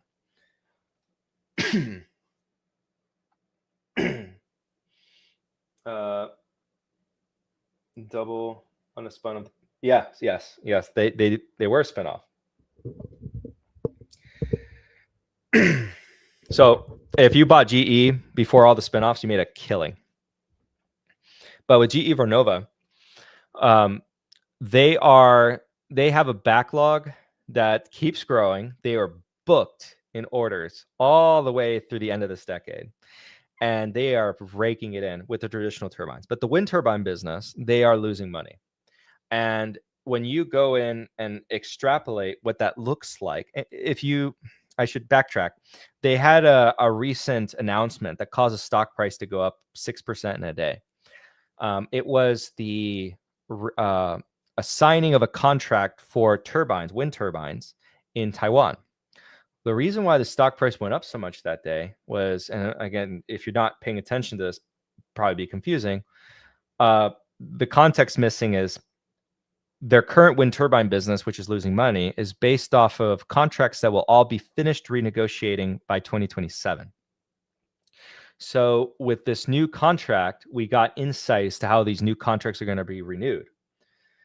And then we will also get potentially not only just like a losing business into a break even. Well, actually, they could be profitable, which is why the stock market or the market reacted the way it did. This is maybe a statement that was said. You never know these days, but the administration also praised GE Vernova. So two conflicting comments there. I am not going to fact check that, but the comment, but it sounds like I don't know. I don't know if he did or didn't say. You never know these days. But anyways, so coming back to GE Vernova. So what you have as a setup is like this losing business will likely be at least break even in your assumptions. You can say that by 2027. So that alleviates a lot of the EPS overhang. You have this other fast growing business that's really all about, improving capacity, but not too much, but improving capacity. And then of course, pricing power. And then you have the recipe to still, even though, you see it like, oh my gosh, it's a $163 billion company. No, it's probably got more room to run. And everything that's telling you about the grid, the investments we need to make globally, not just the United States, tells me there's still earnings growth left in the gas tank. And if you see any sell-off, I think that's a gift. If you don't see a sell-off and it continues to run, again, deceptively expensive in my opinion.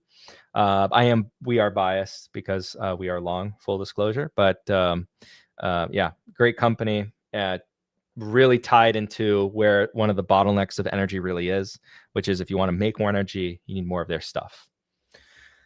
Okay, and then to the next one that I think is an interesting opportunity is ODFL, Old Dominion. So if you think trucking's coming back, LTL, great company. I already talked a little bit about them earlier in this episode, talking about what's going on with trucking. Probably the best LTL operator out there. If you want, 3PL, you got GXO, Disclosure, we're long both. Yeah, ODFL, interesting. I'll throw in another one, kind of more of a rapid fire. I can talk about Apollo and say Apollo, I think, is also an interesting opportunity, but actually we'll go straight into Apollo because Fuhat's asking. So Apollo Global Management, private equity, misunderstood in my opinion. This private credit Armageddon, greatly exaggerated. Apollo, for Pete's sake, they literally shorted the Tricolor First Brands debt. They made money from it. Obviously, there's some information asymmetry that you have to respect here. They've proven time and time again that they're great capital allocators, great managers, great underwriters. So at the end of the day, I have no doubt in Apollo specifically, but really throw in Blackstone, KKR, et cetera. They have great talent, great demand for the products. We heard, private credit or private equity is dead. There's no demand. Then they show us what they're fundraising. It's like, where's the demand slowdown? Where am I seeing it? I'm just not seeing it for what. And I get it. Like, it's looked down upon by a lot of investors because, you know, oh, you don't get a lot of transparency, et cetera. Heck, you know what? That's what institutions want at the end of the day. A pension fund or an endowment, they kind of want that, not transparency. What can I tell you? So, yeah. What else? What else? I also wanted to talk about, I have it in my list here. Oh, we're going to get into NVIDIA. We're going to get into NVIDIA and Michael Burry's comments. Is it a fraud? But not just in Michael Burry. There's other people, because there's Michael Burry saying some things and other people are going way further than Michael Burry. And I'll say that for Michael Burry's comments, it's going to be a lot more respectful towards him, because he's not, you know, he could be wrong, but he's not like going off the walls like some people are.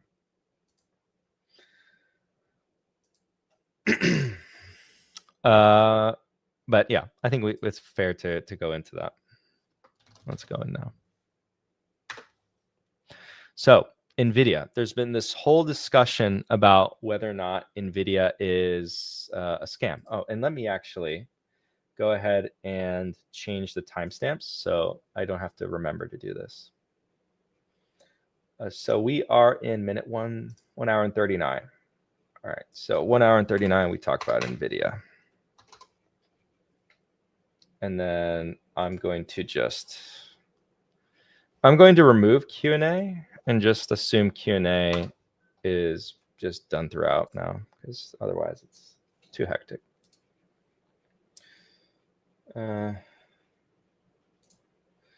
I've heard Apollo employees are business geniuses. Their credit swap and the following private creditors was a testament to that talent. Absolutely. No. Like Apollo's talent, all the people I know that either have worked or know people that work at Apollo,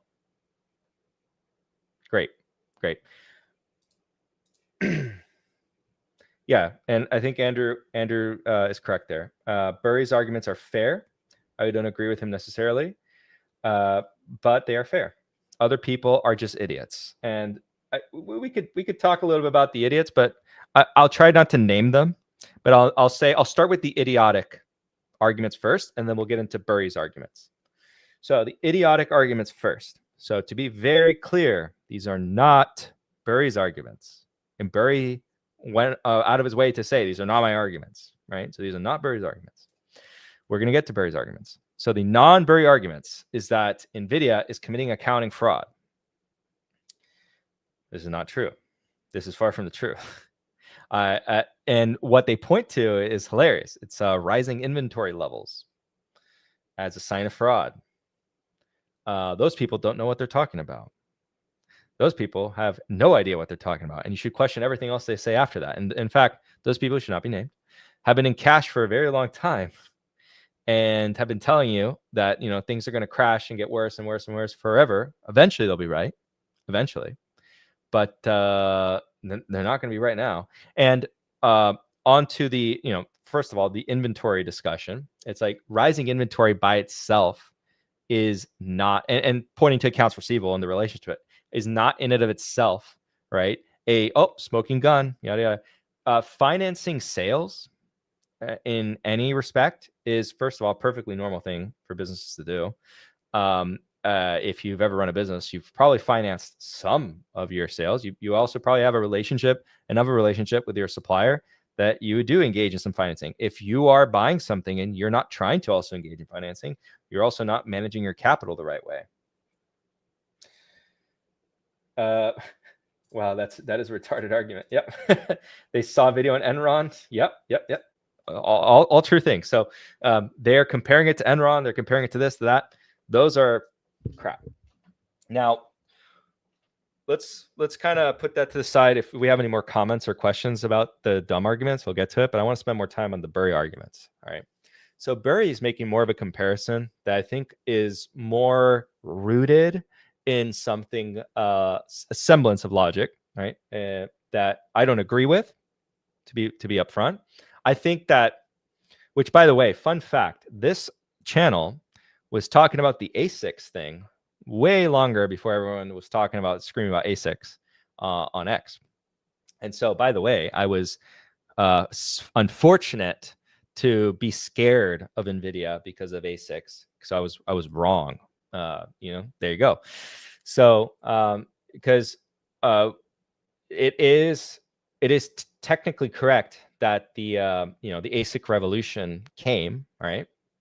But it didn't come in the way that I was interpreting it based off the you know, acknowledgement or the learning of ASIC's existence. And I thank the community for educating me on, you know, GPUs, ASICs, et cetera, and what their purposes were for. My interpretation of that was incorrect, and I concluded that, you know, NVIDIA was just going to be like a very short spat. I don't think that anymore. Do I think NVIDIA is the greatest opportunity in the world right now? I also don't think that. I'm not arguing for that as well. And I'm more comfortable investing in TSM because of that lack of deep level knowledge that I'm not, you know, a semiconductor engineer. I'm not someone who, I don't think I'm going to time some sort of like relative top with NVIDIA very well. Just because of, you know, needing that engineering backbone in you to really figure that out. I am only going to be relying and borrowing the confidence of someone else. So I've tried. I just can't get behind or get really comfortable with just like holding NVIDIA like that, especially here. But that being said, when I hear these arguments, I'm like, oh, okay, hold on there. So the argument, if I had to summarize it, well, before we get into that one, I do want to say some of Barry's points don't make any sense. In particular, the SBC tangent he's going. I did tweet at him. Obviously, he's not going to respond to me, but I tweeted to my audience who cares to hear what I have to say about it, that I think it's thesis creep, where he's going off on a tangent that doesn't make sense. And I tend to view thesis creep as a sign of weakness of your original thesis.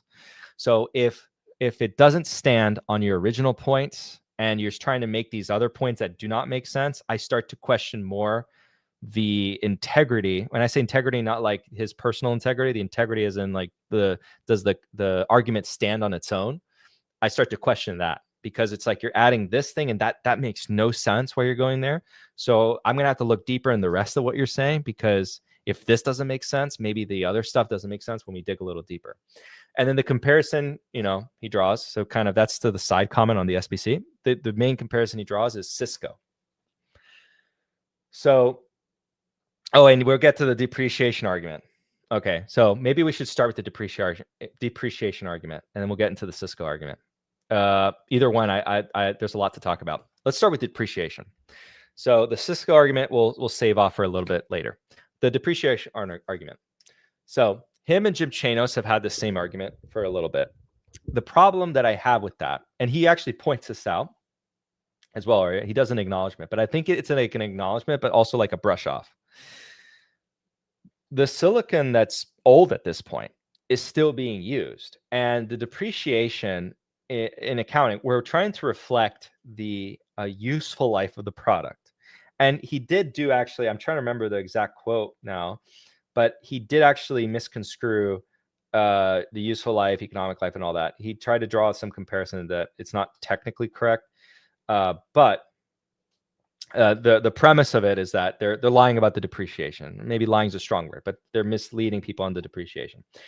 I don't think so, because where you would start to see that a lot is on a loss of disposition of assets. Now, you could keep going with this tinfoil theory and keep making excuses to why you're not seeing it. So, for example, you could say they're grabbing all these GPUs and then they're throwing them into a cave and just like not using them.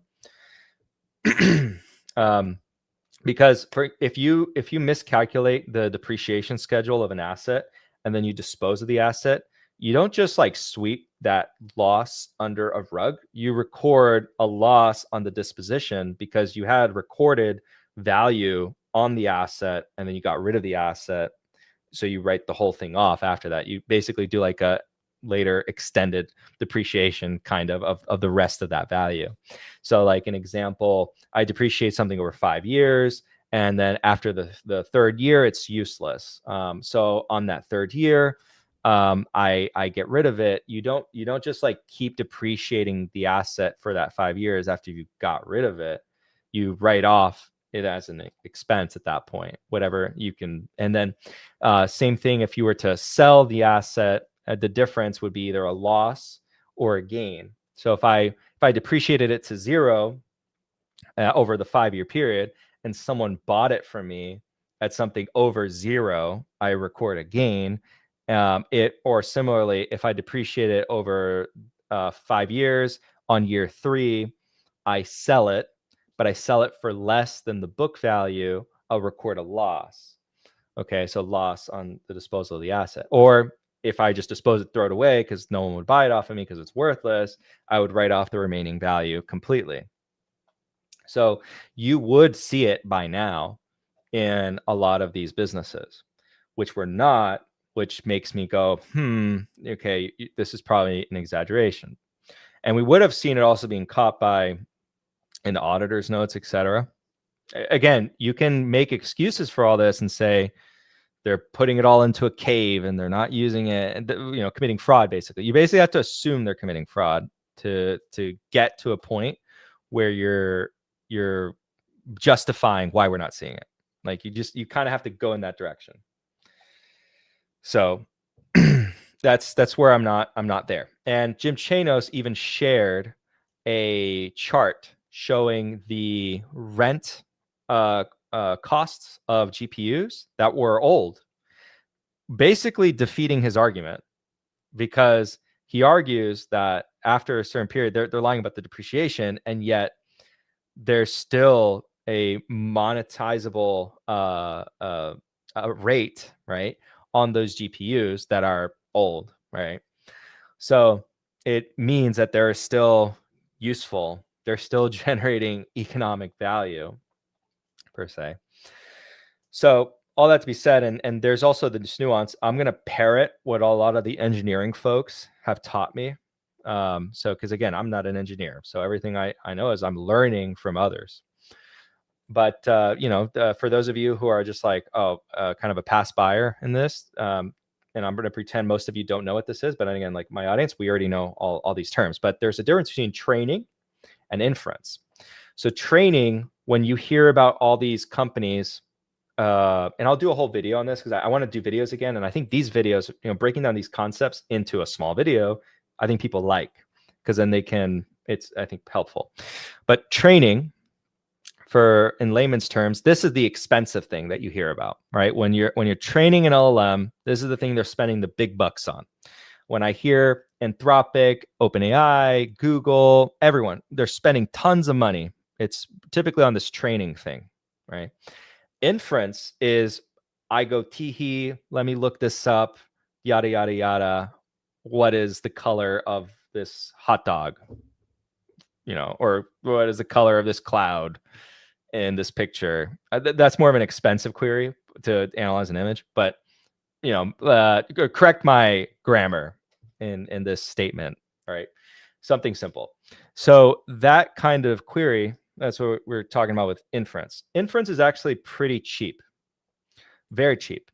And in fact, there's a strong case that if we're just taking into account inference costs, a lot of these companies actually can be profitable tomorrow, which is crazy because a lot of the cost is actually in the training, not the inference. Inference is actually can be quite monetizable, which makes me more excited about the future for some of these companies. Going back to Microsoft, I think Microsoft can actually do really well with inference queries or inference workloads, and that can be very profitable. Training, if you're spending on training, obviously, if you're the company that's charging for the training compute, right? It's on your cert, like you're still making money. You're charging what it costs to do the compute, etc. But that's what the separation I wanted to draw upon is, like in the expense world for AI, you have training and you have inference. So when we talk about inference, a lot of the new silicon, as it gets older, we switch it over to inference. And then the inference side, the demands for compute or the demands on that workload is a lot less. It's not as demanding, as expensive as training is. So long story short, what we're seeing is like this cycling through, and these purpose-built silicon, these ASICs, are going to be really good at the inference aspect. Like TPUs, Trainium, etc. Well, Trainium is meant to or designed to also be good for training, and TPUs also, right? They're trying to get it well enough to do everything. The inference aspect is like where we're really going to see this cost push down focus, and then training, because that's like the focus of like where the arms race is. You're always going to try to be using, well, what is the best? What is the best for this? What is the best for that? And I won't get into the specific NVIDIA just yet on like what their mode is and like why it's very hard to surmount, right? And why the CSCO argument is not comparable. We're going to get to that in that discussion. But to summarize on the whole, depreciation aspect, like one, again, you would have seen it in dispositions, very, very likely. There's ways you could, work your way mentally to say you wouldn't see it, but you have to conclude certain things, which I'm not comfortable with doing. Could be the case. Could be they're all just committing fraud, but I don't know about that. And then the second, or the most important second point, is like we clearly do see use cases, economic use cases on the back end of their lifespans.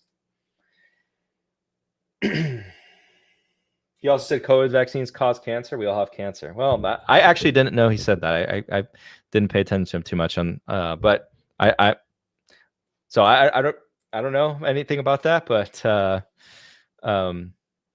yeah. I can look at live person after this. Okay, so now let's get into the really fun conversation of Burry's arguments.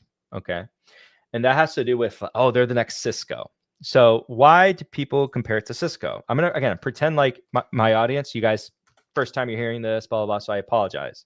You're like, oh, we already know this, because I know a lot of the viewers, you guys are in the CM club, so you guys are like, we already had this conversation. But to reiterate, this is why it's being compared to Cisco, because Cisco was the epitome of .com. And in his written arguments, he says Cisco reported increasing earnings or increasing sales. That's where I'm going to caveat him first, or pin that comment first. Increasing sales during the collapse of the .com. So let's first distinguish with what happened in the .com and what happened now, or what's happening now. So the .com bubble, which many of you probably were not investing back then. I was not. We can only read about it and listen from the veterans of what it was like. But there were plenty of companies that had no profits, no revenues, right? To Burry's point, he says, well, I'm not talking about those guys. I'm talking about the true picks and shovels plays. I'm talking about Cisco. And Cisco was a picks and shovels play to those, to some of these companies. Who? It was the AT&Ts, the Verizons, etc. So the Charter Communications. These guys were laying down the groundwork of fiber for this future of internet consumption. Now, before we begin, in this case, those companies would be the hyperscalers. The hyperscalers are laying down the groundwork for future consumption. And that would be like an AT&T or a Verizon or a Charter, right? Setting down all that fiber, paying for it. And Cisco benefiting, Cisco being NVIDIA benefiting. So I hope now we have this, comparison. Cisco's NVIDIA because of X, who the hyperscalers are, etc. So what happened though back then is Verizon would build out this fiber network and say, you know what? I build it and they will come. I build it and they will show up. They will eventually come and use the demand. They were right. It just took a long time, and we still haven't utilized all of it, right? So for a very long time, it was a massive surplus to what we actually needed. But for that moment in time, there was this idea: we build it, they will come. And there were some internet companies being born from that, right? And utilizing the infrastructure of the internet, absolutely. Some of the greatest companies on earth, Amazon Web Services, later came from that era. And then for every Amazon, we had plenty of other random shitco that make any problem. But Burry's not talking about that. He's just talking about Cisco in that context. But I say, wait, there is a big difference. The hyperscalers are building to meet demand. There's a very big difference right there. AT&T was building in anticipation of demand. Amazon is building to match demand. All right, let me one more time. AT&T, Charter, Verizon, they were building because they thought demand would show up eventually. Amazon is like, if I don't build, they're going to go to my competitor. Google is saying, if I don't build, they're going to go to my competitor. Microsoft is saying, if I don't build, they're going to go to my competitor. These guys have massive backlogs. They need to satisfy the backlog. I won't say, I'll keep your privacy, but, we've been told from folks at one of the hyperscalers, I'll even keep that private, one hyperscalers, it's like the pressure to meet the demand is very high right now, because literally, if you do not build it and your competitor builds it out, they're going to get that business, because there's that much demand and you need to build. There's not an opportunity. That's why there's been this opportunity for the neo clouds, for the Oracles, etc. And we'll talk about the neo clouds too, because I think that's interesting, like a Nebius, an Iren, yada yada yada, CoreWeave. So with CoreWeave, we'll talk about the neo clouds now. We're going to do a quick segue into the neo clouds, because it's pertinent to why we're having this obvious demand cycle.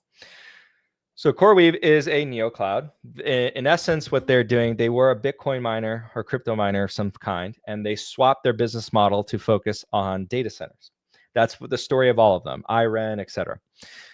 CoreWeave does not, at least until recently, own the data center itself. They own the equipment, but not the data center. So they own the compute equipment. What they're monetizing is risk.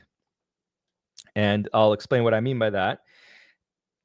So when I'm going to CoreWeave, I don't want to put up the upfront cost to the product. And so the economic benefit that CoreWeave is providing me is that I can transfer some of that compute capacity over to them, and I don't need to make that upfront investment, and I put the risk on them.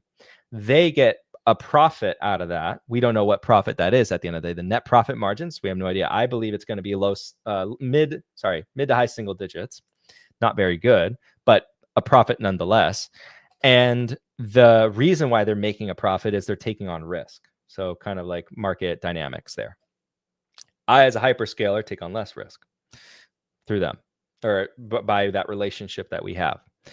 So the neo clouds are getting a lot of business because there is that much demand, where Microsoft, Alphabet, in some cases Amazon, are deferring some of that to these companies. Oracle also being another one of them, where Oracle is getting a lot of the training compute that Microsoft is pushing off from OpenAI. Microsoft wants more of the inference. Hey, remember what I alluded to earlier, the inference stuff. And Oracle is going to be getting a lot more of the training compute. The differences between training and inference, as well as there's a key detail that's needed to be understood before we continue. So inference compute, it's much more important the location. What I mean by that is, if you want to not have a lot of latency, or decrease the latency between your end consumer in New York City, it's much more important that the inference compute is happening close by, otherwise locally. And so that matters a lot for whatever real estate constraints, energy constraints, yada, yada, yada. If you want to service that market, it matters a lot. But for training, that doesn't matter. You can be out in the middle of nowhere and you can do all the training you want, because the latency problem is not that much of a problem. So CoreWeave has a lot of great locations for training specifically. And those locations, you tend to have cheaper energy, cheaper land, all those things that are nice. So it's very convenient. But anyways, going back to it, the internet companies, so Cisco versus the internet companies, they were building to anticipate demand, hyperscalers building to match demand. It's very different. And the all this to be said, the already like the market dynamics there, it's going to be really a question of like, does demand fall suddenly, and it's not demand for the infra, it's or building out the infra, so like not demand for GPUs, it's demand for the compute from the customers asking, I want more compute, I want more, I want more, I want more, I want to use this, I want to use that. And that's what cloud has really been for the past decade or so. It's like matching the demand for compute. So that already, I mean, we're already kind of making the point. It's like why it's not Cisco.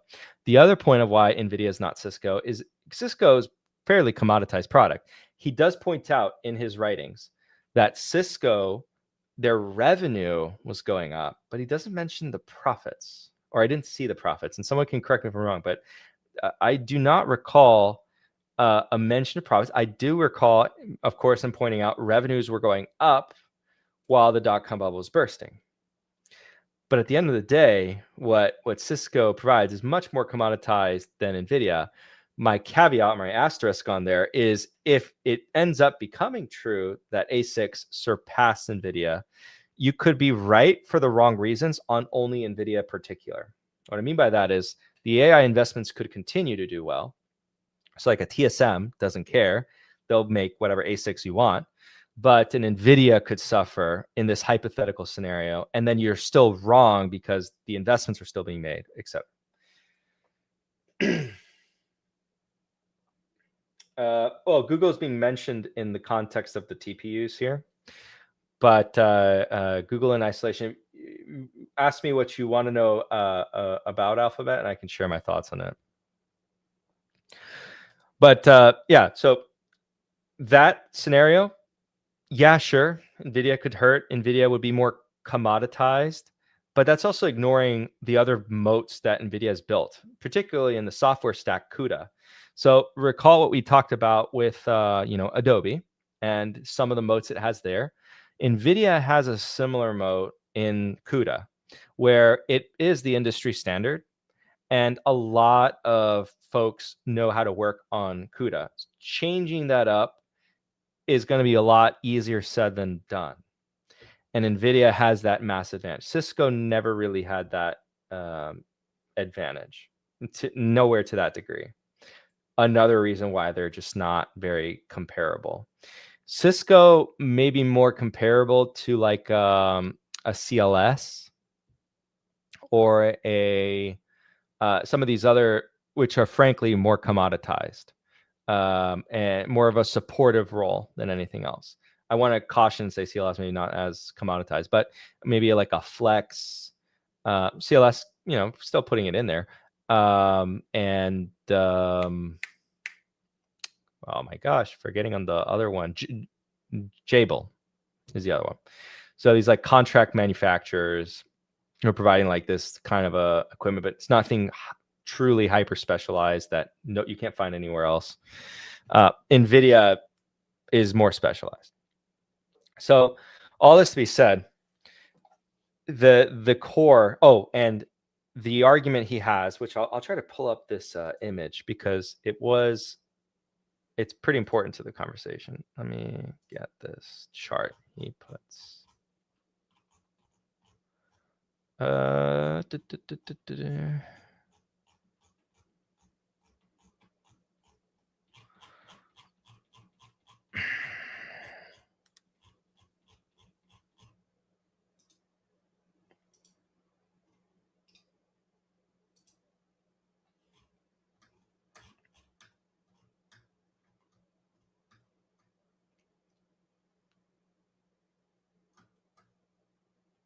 Okay. So he uses this chart to make a point about investment cycles and the like, and I want to also express like why this is misleading. So first of all, I think the first one that should immediately stand out, and I don't have this image in front of me, I believe I tweeted it at some point, but the percentage of GDP, when you map this out as a percentage of GDP, because you're talking about like high level, macro level, it's nowhere near. Dot-com bubble was insanity. Then we zoom in a little bit. This level of total investment relative to the company size is ridiculous. Because again, who are we talking about? Well, when we're talking about the investments over here in the cloud AI boom, we're talking about the hyperscalers who are on a completely different level, completely different size than AT&T, Verizon, all these companies ever were. Just completely out of this world in terms of size comparison of these companies relative to other companies. Just, adjusting for inflation, whatever you want to look at, totally different. Balance sheets, totally different. So like Microsoft, for example, has AAA rating. Only 2 companies I know of have AAA rating. Google, tons of cash. And for the time being, like search is like printing money. Meta, the ads business, printing money. On and on and on. The only one you can maybe say on put a question mark behind it is Oracle, but the others, like, come on. And then same thing with energy over here. So this energy, this is also like, okay, but that's more to do with energy booms and busts. And the shale revolution, right? The cure to higher oil prices is high oil prices, right? That's not necessarily the case with compute. That is a bit more differentiated. It's not, remember, we're not talking about hundreds of hyperscalers. There's the big 3, and then Oracle is trying to squeeze themselves in there. It's not really, we're not apples to apples. But anyways, coming back to this, it's like when you do a relative size comparison for the companies, this was a much harder pill to swallow for the companies involved than it was for this. Like the legacy of the .com era was riddling or saddling these media or these broadband companies with astronomical amounts of debt that crippled their returns for years to come. They underperformed for many, many, many years. And still to this day are not very strong performers. Arguably, if they had invested the appropriate amount and their balance sheets were relatively healthy, the amount of capital return available to shareholders would have been, way above and beyond what they were in reality. Oh, okay. This is a great question. We'll get right into it. But because I'm wrapping this up. I posted earnings today and said that there is diverging consumers, those that have and those that are struggling with affordability in Canada.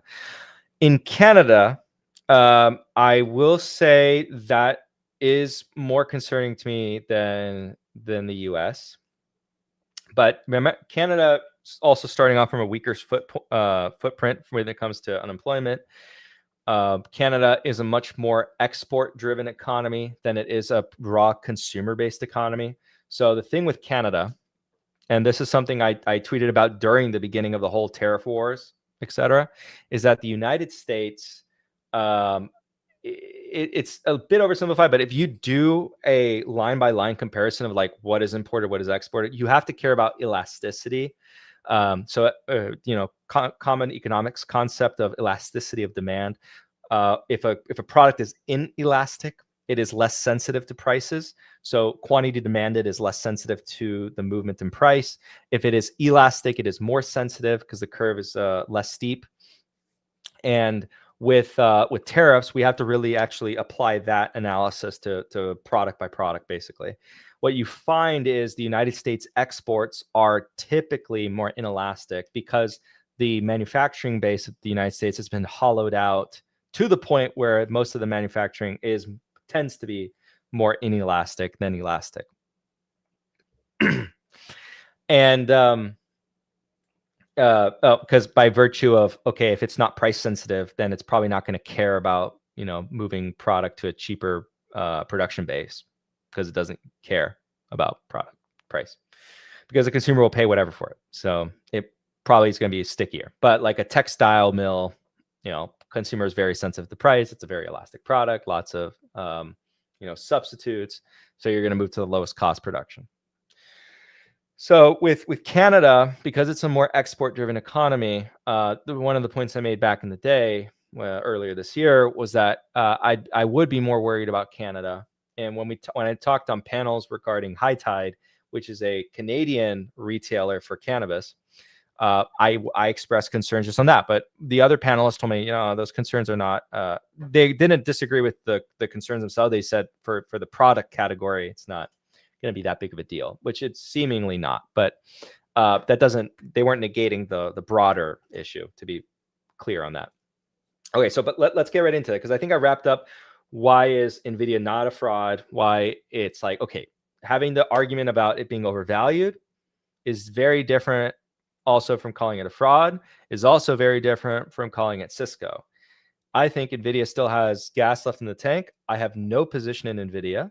So full disclosure, I don't think I'm biased necessarily in saying this. So if you're an NVIDIA bull, I think you're still going to have greener days. But I'm just making a point of saying that it's not a fraud. And I don't think Hyperscale is doing shenanigans with depreciation schedules. I also don't think that it's comparable to Cisco. Those are my points. Summarized, over. All right, let's get into, or come back to Canada. So, and then we'll get into Google.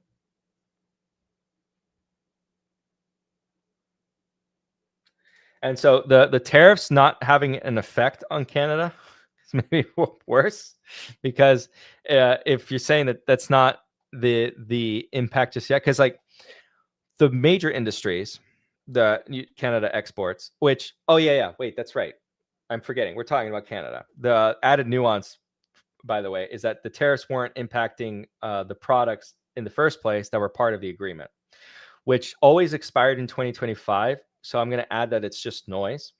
The prior agreement that we had with Canada on this free trade agreement, the tariffs don't really impact those products, right? So those products are mostly the exempt products. And so realistically, Canada shouldn't be experiencing too much. The only thing that could be affecting Canada is like the in business uncertainty, so lack of investments, lack of borrowing, etc. And I believe we actually did see data from the banks going back into the summer that businesses were borrowing less, and so that does have like knock-on effects later on, which we're probably seeing now. Then, but yeah, that's an added point I forgot to mention, is that Canada's tariffs, they weren't even impacted, but it being an export economy still impacts business investment sentiment. And that could have been what's causing this impact here. So it's like, while the tariffs aren't doing anything really, because they're not affecting, as long as the product is part of the agreement, which expires this year and should have been always renegotiated. It was always meant to be renegotiated in 2025, which makes more sense that it would be hilarious a timing of a new trade agreement in 2026. Because that was always meant to be the case. The only problem where it does become a problem is if that trade agreement lapses and we have no replacement. Then the uncertainty becomes reality. But now, thinking about it out loud as we're talking, it's like, okay, well, if I'm a betting man on this, it's like I probably bet that the data we saw earlier this year on Canadian businesses slowing down borrowing, and that's what we saw in the banks, then we from there surmise, like, why did they slow down borrowing? Because they don't want to spend as much. I'm trying to think as an operator. It's like, I would borrow less if I don't want to spend as much. I want to pull back on spending. Why would I want to pull back on spending? Because I don't know what's going to happen. Similar to what I just argued earlier about SMBs here in the United States on hiring. Dang, I don't want to, I don't know about the hiring, because I can't predict what's going to happen in the future. But then I see this consumer demand, and then, that's always a lagging indicator. So with Canada, I probably think that's the case. And if we get a trade agreement signed next year, because recall, like I just said, it was always expiring in 2025. It needed to be renegotiated on an ongoing basis, and it's going to sunset again, and we'll have to renegotiate it again. But if we sign something next year, watch Canada business environment, kind of look upbeat, people borrow again, invest again, etc. Like, once that news cycle carries over, Canada's probably back, back in business. Oh, and we need to close off the because because I actually want to see what people said. So the consumer's dead. Dang, we ended at 50-50, 101 votes. All right, 50-50, consumer is dead. Well, half of you are wrong. I won't say which half. I get it. Half of you are wrong, and I keep it vague so I don't put a line in the sand. Obviously, you know where I stand. Okay, let's talk about Alphabet. Let's talk about Alphabet. So, Google. The reason why Google is up, I think, it has entirely to do with the narratives. Well, there's a few. So there was the Department of Justice case against them and the breakup concerns. Those are gone. There's the AI killing their search business narrative that I think is now dismissed. The TPU narrative added maybe some fuel to that fire, but I am not as a big believer in the whole TPU narrative for outside of Google's own workloads. I'm more of a skeptic when it comes to that. For a variety of reasons, because I think the NVIDIA bulls are that they're a bit right, but they're maybe a bit too shooken, almost like at a sign of insecurity. But I do believe the whole ASICs thing, which again, it's not been a secret, it's been a thing for a very long time. It's more of an internal efficiency and going to be more of a benefit to Google internally. And when we talk about Meta's actually been using and experimenting with TPUs for a little bit now, by the way, fun fact. So, and Zuckerberg doing what he's doing now, or saying what he's saying now, or not him specifically, but Meta kind of looking more into TPUs, I think it's just a testament to how much compute Zuckerberg wants, which is horrifying. He wants so much compute, that guy. He's insane. He's signing cloud agreements with everyone, and essentially pushing most of the available compute that he can find and just gobbling it up. Everything that Meta can build, and then he signs agreements with Google. He signs agreements with what was it, Oracle as well. Meta's signing agreements left and right to use compute on top of their own build out, which is crazy. And Google, something I reiterated, the war, and I tweeted this out, hasn't really been fought yet. It's being fought now, but it hasn't been won yet. That's more accurate to say. And Google, when you actually do make the adjustments for gain on investments, is a lot more expensive than meets the eye.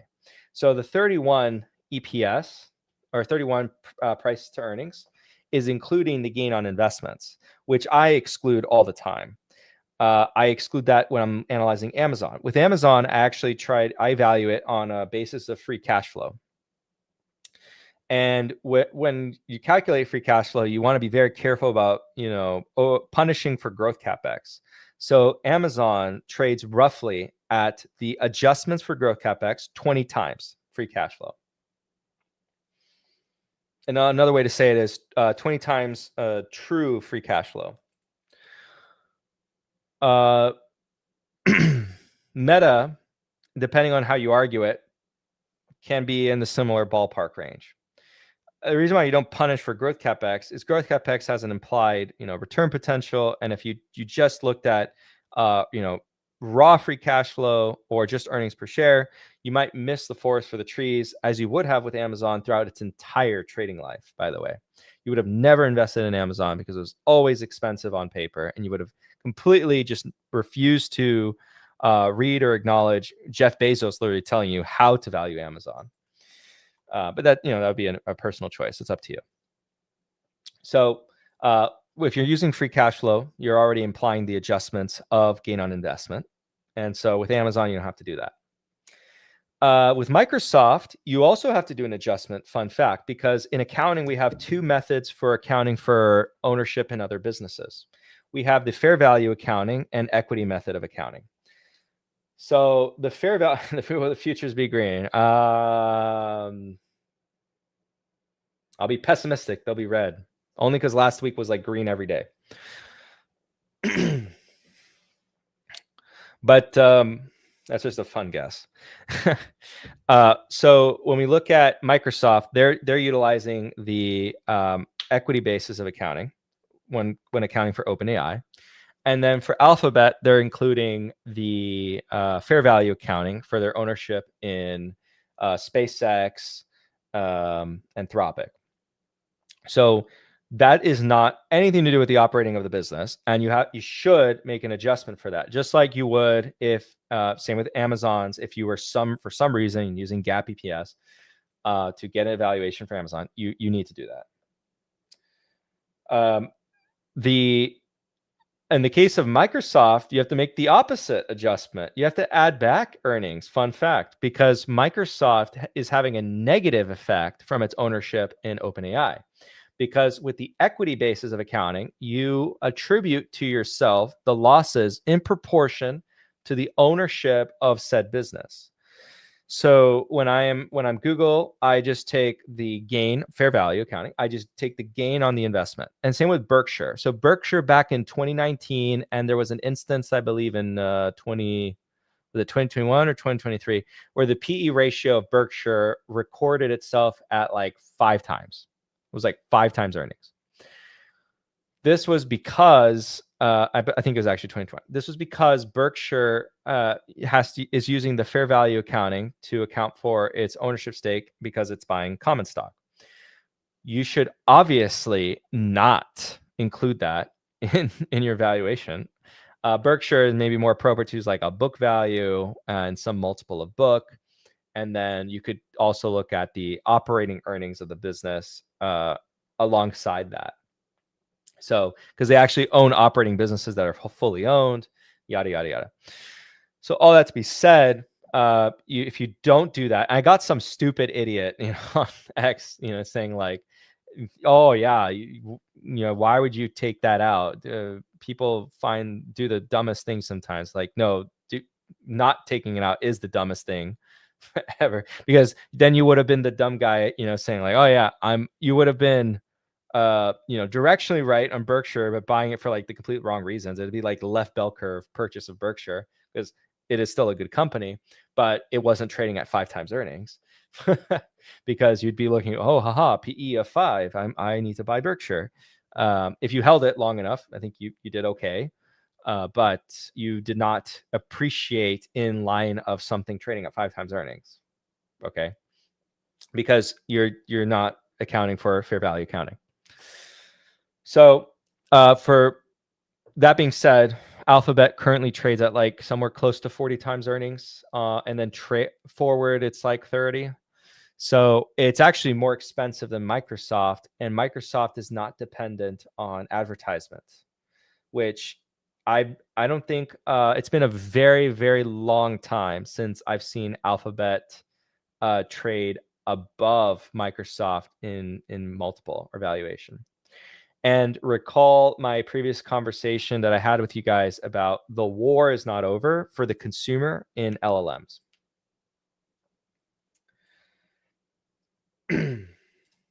Doesn't seem like Meta going to announce a release big regarding AILM in the next 3 months. Oh, it does seem like Meta's going to announce. Yes, it does seem so.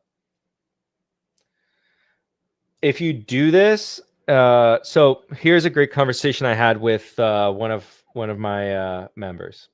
I don't know what your tax bracket is, but that should also go into consideration about like what forward IRR you require of a new investment if you already held Google. I don't think buying Google now is appropriate. I think we're going to get another buying opportunity in Alphabet in the near medium term future. I think right now Alphabet is in kumbaya. In fact, our analyst Jesse played this like a fiddle, literally like a fiddle.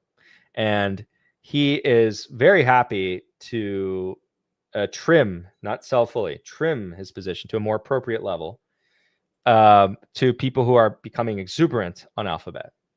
And I think that's gonna age very beautifully. So in my personal holdings, I still have a ever growing still, but still relatively small legacy position in Alphabet that at this point I'm not selling because of taxes, because about the conversation I was about to get into. I have a custodian account for a sibling, and in their account, I've trimmed it where it was 25% of the account to now it's so under 10% of the account. So it's about like 8% of the account now. And then just diversified the account more. But I think in the near term, we're going to actually see the war break out between what's going to happen with monetization on search alternatives. Because let me explain it this way. You did not have an alternative. I actually really liked a piece or a point written by one of the B of A analysts on this. His point, and he was pretty consistent. He was bullish Alphabet, while people were panicking. And fun fact, I blundered Alphabet. I had a synthetic long position I got rid of, like a dunce. That was like easily like 100K on the table on that synthetic. So, but one of the things he wrote was very fascinating, but it stuck through because it's true. When you really think about it, it's true.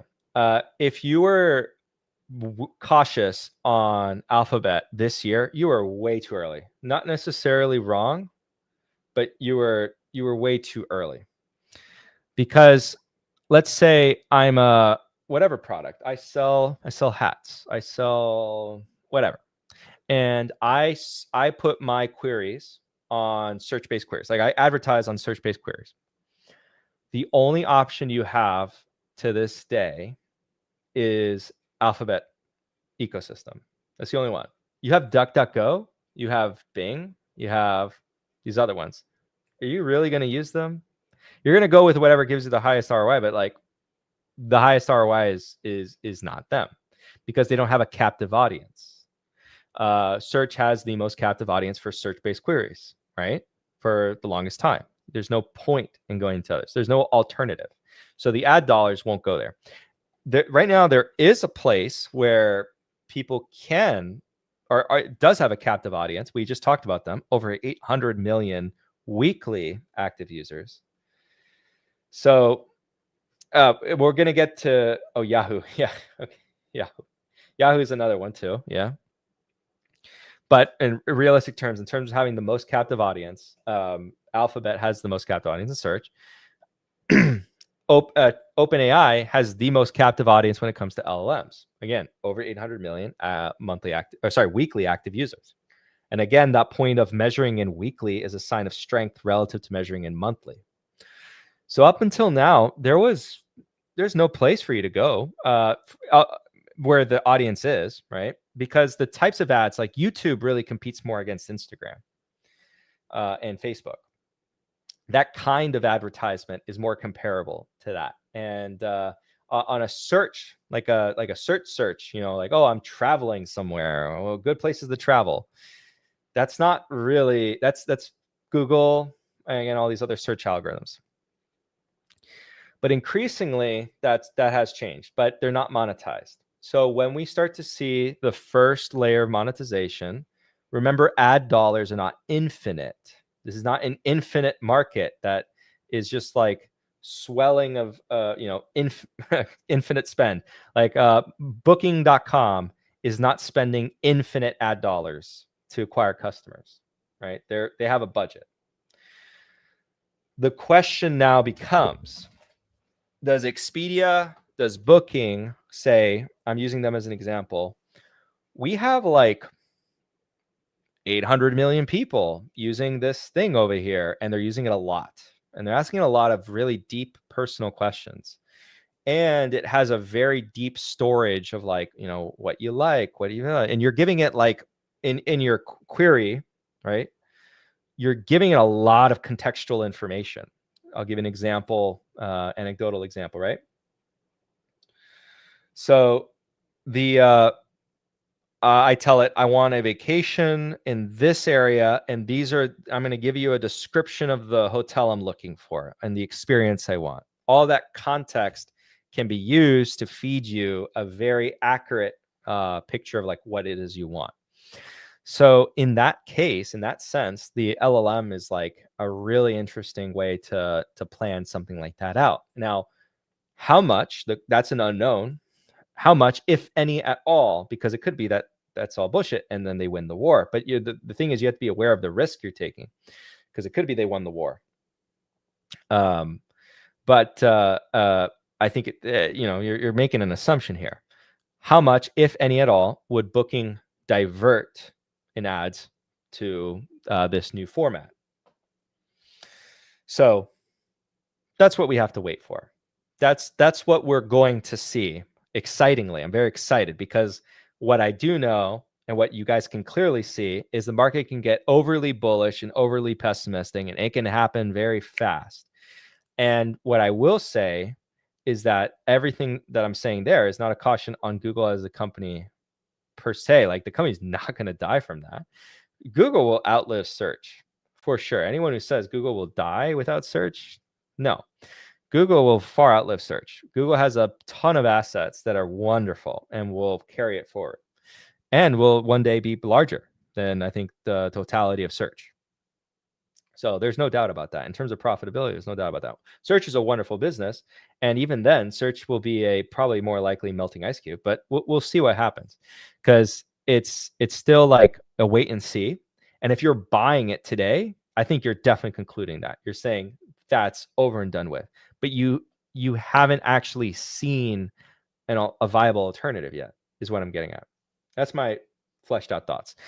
Amazon has far less friction, in my view. Just does. Amazon Web Services, people, I think do not fully appreciate it at times. It goes in like a cycle.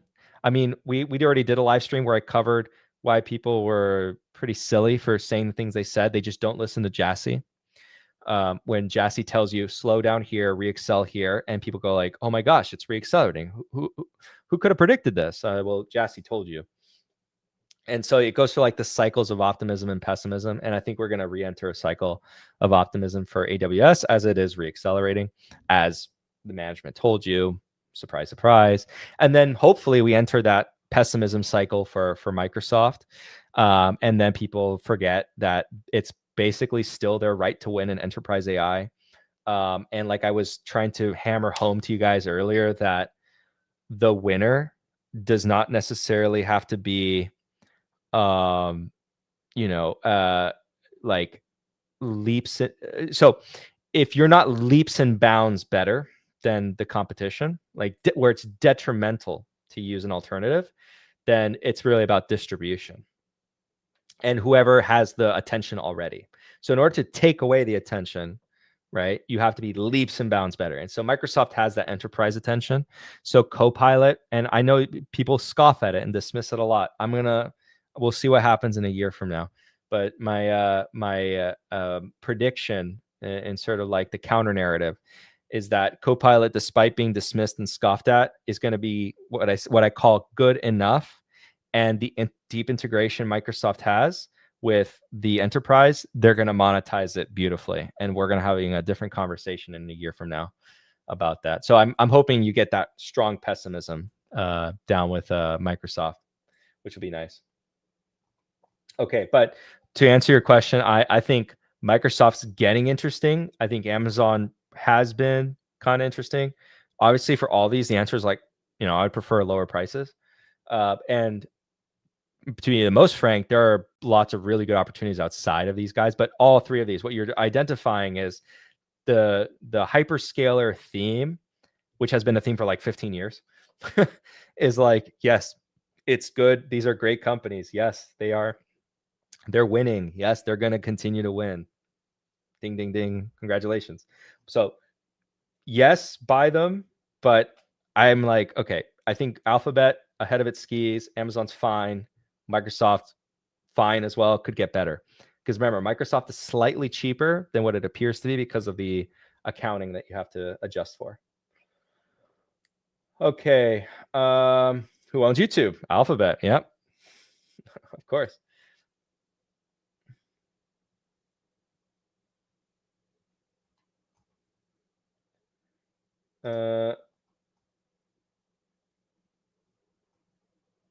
What is fake consumer? Do they buy Hublots? Consumers are using BNPL at alarming rates. I think Fabio misunderstands us. I know Andrew's trying to bait us into this conversation. So, yeah,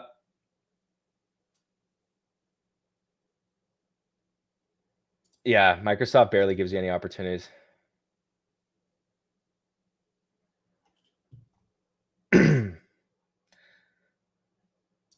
Threat to our country. Oh, what's this? Would that be a problem long term for BNPLs, as their delinquency rates might increase drastically, or if they're? So is Visa. So it's a. All right. So, buy now, pay later. I'll explain it this way, because this was my aha moment, because I do understand where the friction comes from, because especially if you're a member of the super prime category of consumer. So for those of you who don't know, there's super prime, super prime, subprime, etc. I think I'm missing one. I'm blanking. I think I might be missing one. No. 08? No. 08 was so unique. Housing crash? No. I think things are not going to repeat the same way. Something crash, yes. Like in the future, will we live through a something crash? Probably. I think most corrections will be more like every other correction we saw throughout the cycles. But we might live long enough to see another crazy one. So an 08 style crash? No. See, when I see that, that's like a deep underappreciation of how unique that was. But I'm not calling out, by the way. I'm just saying it. I see this a lot, and there's actually a word for this. But so people who lived during the 08 crash and were investing during it, their studies indicate or show that managers who invested through that time period actually got some scarring from it, in terms of pessimism. And there was, I think it was, I forget what fund it was that the fund manager he talked about this when talking about hiring. He wouldn't hire anyone who went through that. His reasoning for it was, and this kind of goes to what these studies indicate, the scarring they got from that made them permanently pessimistic. And the same thing happened to the generation that lived through the 20s, and then the subsequent crash in the 30s, the Great Depression. Because of that, they had this like scarring. There was some benefits to the scarring in the sense of like, people became more conservative with spend. So for like a household, right, that might be attractive because like you're not, blowing all your money, right? You're not taking on loads of debt. You're just being conservative. So like on a personal level, it's fine. On an investor level, it could be immensely detrimental because investing is about optimal risk, taking optimal risk, but the key word is taking on risk.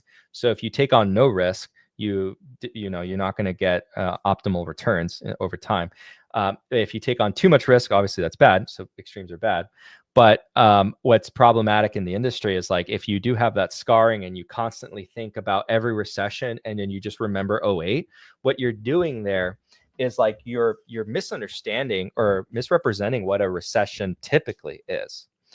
I'll give an example, right? So what you went through recently is likely an example or an exhibit of a recent recession. You don't interpret it that way, especially if you lived during 08, because when you think of recession, you think 08. You don't think of what happened, what we went through in 2022 as anything of notable value.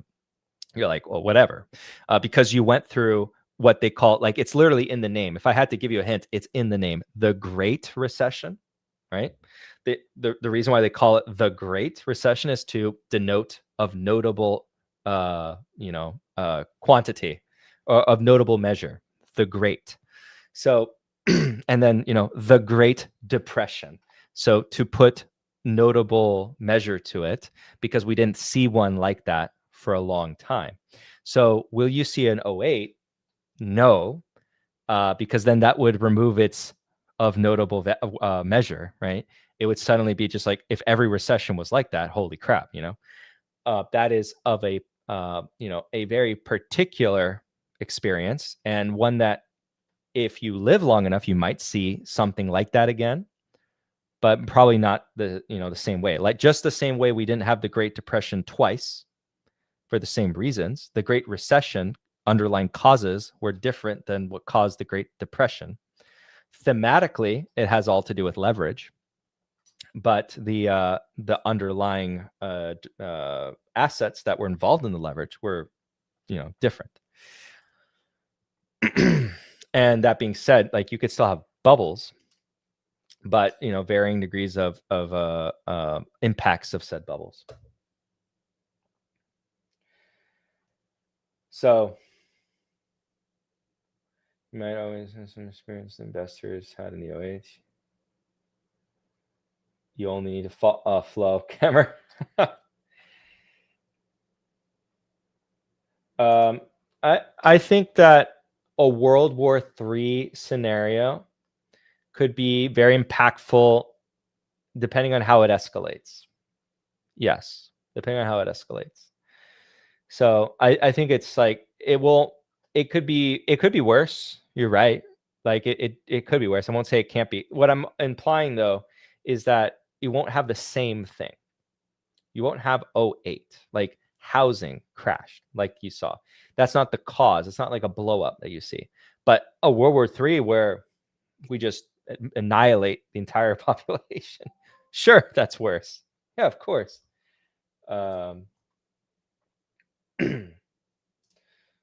Exactly. So we're already on the same page. Copilot, that's my thesis to you. For Copilot adoption, it just has to be good enough, and people don't get that.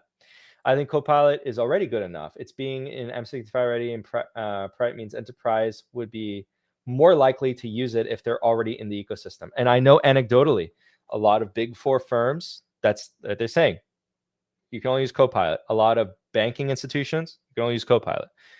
That's what's being integrated. So Copilot will improve. And what even Satya is telling you is that you're seeing this with like the LLMs. There's like this leapfrogging where, you make the advancements, you put all the investment, and then your competitor can just like leapfrog right up to you and be like, we're good enough. we're not as good as you, but we're like right under you. Thank you for, the push, so to speak. So, and this is more back to like, I know a lot of you might agree with this, and I'm like, yes, LLMs will be a commodity. LLMs, there's not going to be anything real special about having an LLM. The what's going to be special is the infrastructure to support it, which is very few companies that will have that, and who has the in the case of consumer, who has the habit built in. So OpenAI has that advantage. They have the habit built in. People are using it in droves and they're stuck on it, and that's like a moat to keep you from embedding it. But that doesn't mean that you can have some rinky-dink Chinese firm build an LLM that's comparable. Of course you will. Of course. That's not the question that we're asking. So like I can't tell you the difference. If I were to put them out, like we did the Coca-Cola Pepsi test, close my eyes, you type in a query into Kimi K2 on Perplexity and Gemini 3, I don't think I can tell you the difference. Really, I don't. Because if you do it on Perplexity, which is like now a format neutral platform, right, where the formatting is the same regardless, I couldn't tell you. And I'm being honest. Some people can say they can, but yeah. Brand is the weakest moat. That's why I was careful and say habits is a very underappreciated moat, because like the brand per se, it's not really the brand, because like branding moat is what we would argue for freaking consumer packaged goods. Look how those are doing. Private label is actually hurting them. Go figure. That was a narrative that was dismissed for a very long time, by the way. Because I don't know, shout out to all of you guys who've been investing, at least over a decade. I think if you guys were participating in those discussions around consumer packaged goods, you might recall that narrative. And the investors in consumer packaged goods were like, what are you talking about? White label? That's been a threat for a long time. They're not disrupting anything. And so they are actually having an impact on growth. Oh yeah, that's without a doubt. I mean, they're literally saying that. Now that's actually the come to light. That's a popular point to say, like, why CPG has been weak. It's because especially with Zoomers and millennials, more so, they, more than like the older generations, it's like they're like, oh, I go to Costco, Kirkland, it's just as good. I'll buy the Kirkland toilet paper. I don't really care to buy the Huggies or whatever the heck. I mean, I'm speaking for myself. That's what I do. It's like Kirkland toilet paper. Why? Because it's just as good. You're like, oh, what milk do I buy? Well, I buy a Fairlife protein milk. TMI. Hey, you know what? This channel is no longer about investing. It's about Costco shopping hauls. No, all seriousness, like Kirkland milk, just as good. And then I'll get the specialized milk or whatever. But yeah, like I have like zero brand loyalty in CPG. That's a boomer thing. That's like a Gen X boomer thing. That's not really, it's less and less much pertinent to like millennials and Zoomers.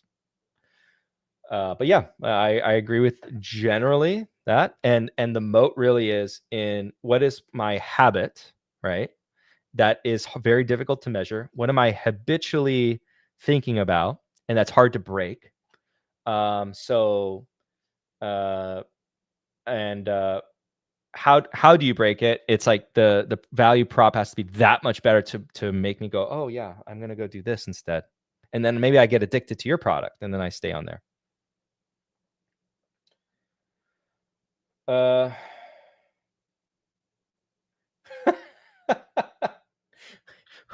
Who changed their name to Tell Us About Dave? Uh-huh. It's like, tell us about Dave. We can talk about Dave if you have a question. But did you cover spike in inflation last 2 months already? Does it affect anything the Fed? No, the next year. Dovish chair. I'm just joining. No, no effect. I think it's a foregone conclusion on that at this point. And I think they've already swapped to more caring about, and again, this is like kind of their recent commentary. It seems like they're caring more about unemployment. Yeah, and right, they've even said before, like, seeing through the tariff inflation, because that's not like real inflation. The inflation that they're, in the spirit of what they're talking about, it's not the same. Oh, the Poly Market IPO. They're IPOing. I had no idea. Well, I know International Continental Exchange owns a piece of that. All right. Oh, I accidentally skipped over a question. Your quick take on live person, please, if you have the time. Thanks. Okay. Let me take a look at these guys. I almost know nothing about them, but I'll look at them.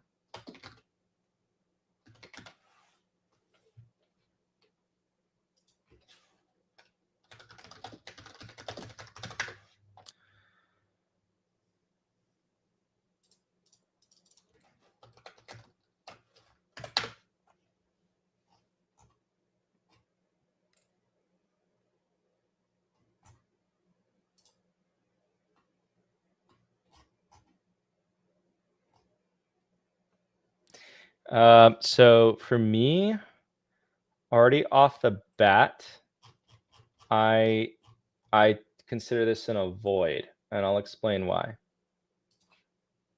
So this is a, okay. Let's kind of go over this. I'll share. By the way, I don't take sponsors on this channel unless I actually utilize the product. So when I say I like a product, and I use it, I will take the sponsorship from them. I said no to any and all. I mean, I'm not a big channel, but I have a policy. I don't accept the sponsorship unless I use the product and I'm like, well, this product is great. So as a reminder, the only real sponsor is the current sponsor I'm going to show you, and myself. So link in the description for Capital Mindset Club if you want to be part of that, and also the finchat.io. So that being said, we're going to take a look using this. I'll share my screen in a second. I'm just going to prepare this because we're going to use the visuals here to kind of guide us through this. So this is live person. Let's ignore the stock price for a moment because let's not care about that. Let's first look at this, which stood out to me. This is actually where I first went. And so the story here tells me, without getting into further details beyond this, which we will get into, this is a story of a business that had a moment through clearly what looked like a blow up during COVID, and then a subsequent decline. So when I see a decline like this, coupled with the following, which the market is telling me something. If I take a look at the long-term debt, and let's go ahead and so exhibit A, right? This is where the market is telling you the debt is now basically more valuable than the equity. If you look at the enterprise value, it's substantially larger than the market cap. So the debt is a massive, massive overhang clearly for this company. And there's very few ways I've seen in the past of case studies of companies that are able to just like grind their way out of debt. There's exceptions, but typically it's very dangerous. The only way to get your way out of debt is growing your way out of debt. So growing the business, growing the profits, etc. And something else that stood out to me right off the cuff is they're dealing with, and remove the percent change to remove the noise. They're dealing with right now negative operating cash flows, negative net income, etc. So this business looks like it's bleeding money. So what you need now is like some sort of miracle turnaround. I haven't looked enough to see if there's something there that you're asking about, because like you notice something that no one else is noticing. But what I see here, unfortunately, is a debt-laden business with a declining revenue base. And that just screams to me value trap. I know of a lot of companies right now that don't look as complicated. So like if we take Adobe, for example, as I'm using them as a debatably value trap, right? Because people say like, oh, this is potential value trap.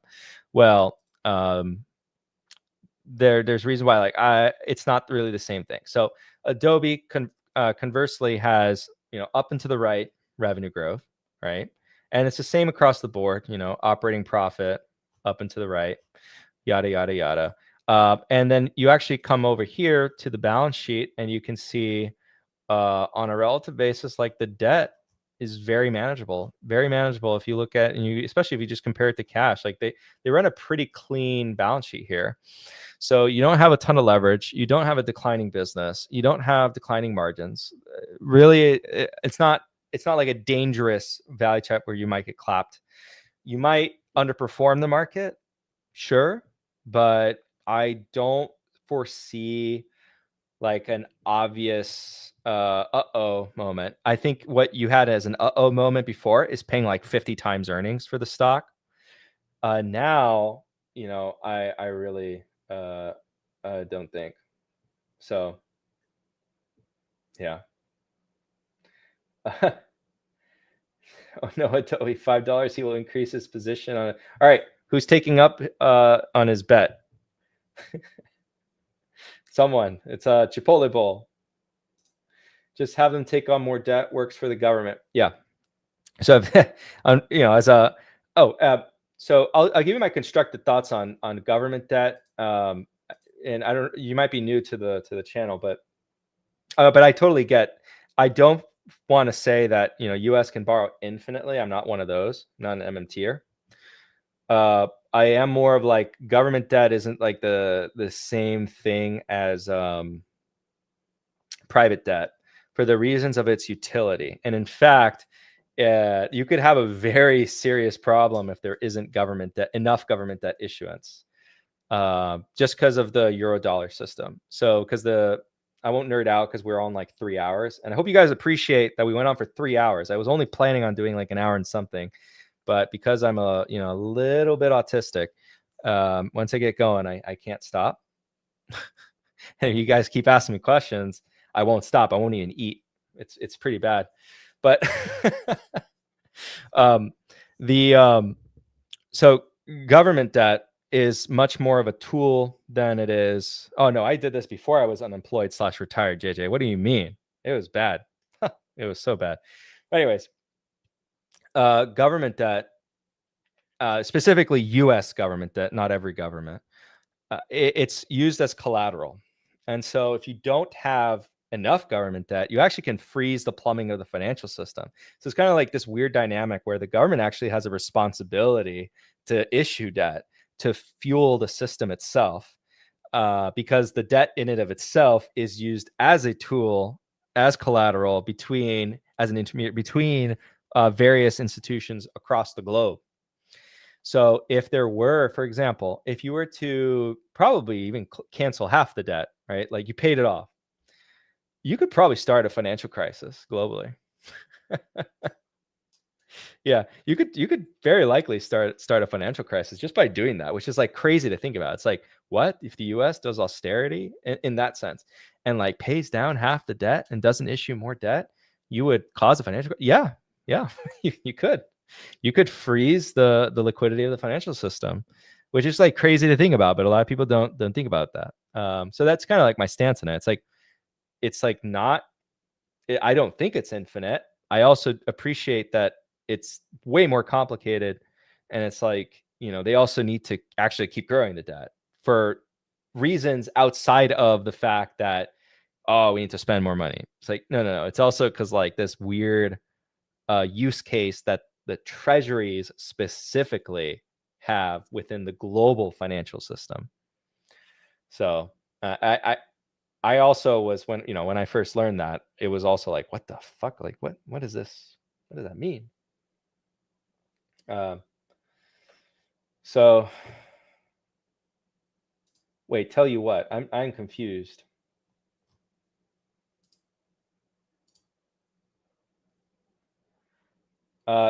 No. So tell us also why, as long as the dollar is the dominant currency. Okay. Oh, you want me to get into it? So I'll put it simple because again, we just passed 3 hours.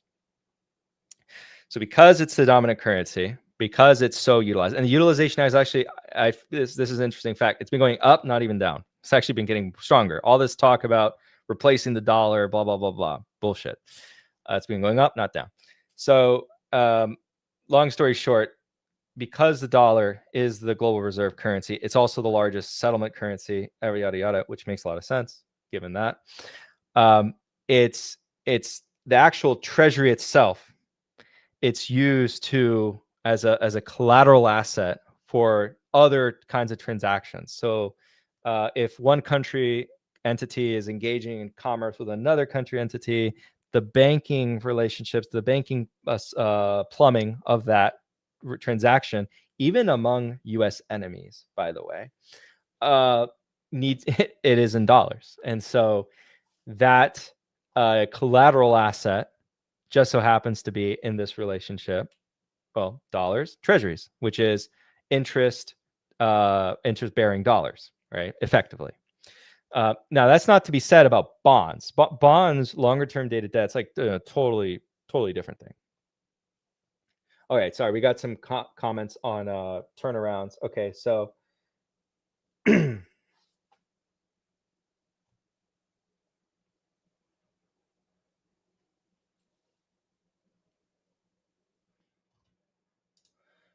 they're in the middle of a turn. So yeah, it's basically, yeah, he's saying just Google if you want to know more. For everyone listening, just Google Triffin's dilemma, which is the word for it. So they're in the middle of a turnaround, cost cutting, debt restructuring, new product is increasing demand. They project positive cash flow next year. Appreciate you talking about it. Take a look at it. Okay, so you see, like, those are things I can't know just by looking at it immediately. But yeah, if you know that there is a viable turnaround strategy here, I've seen companies turn around from the brink for sure. It's not impossible. It is very difficult. They have to grow their way out of it. So if you know they're going to grow, then yeah, it could be a buy. But if and I'm clearly saying or seeing that your thesis is not that. So if your thesis is they're going to return to growth, yes, it's very interesting. It will be very cheap. It'll be very scary for someone who doesn't understand that thesis, and they might want to wait for the risks to abide, and they'll accept a lower return than you. But if you're very confident that they're going to execute on that, yeah, that's viable. If they're going to grow their way out of the debt, if they don't grow their way out of that debt, that's very dangerous. We never see it. So.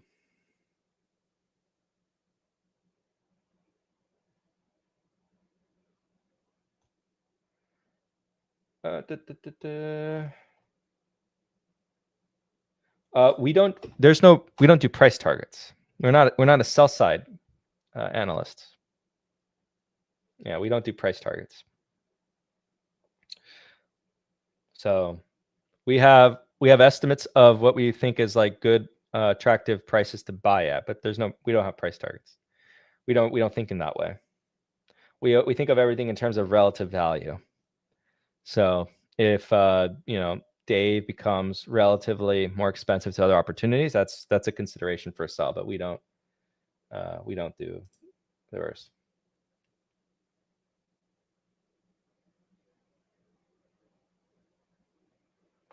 Okay, so if there's any last minute questions, I'm gonna head out. Oh, okay. Again, Fabio. Again, if the consumer is not dead, then why aren't you long SPG? Well, because SPG is an indirect play on that. Okay. So since you have not mentioned, but you were so right that when I remember when you went long SPG, and I know you've done well. And again, being real estate, they're an indirect play on that. I want to play directly on that, which I think one of the ways to do that is consumer financing.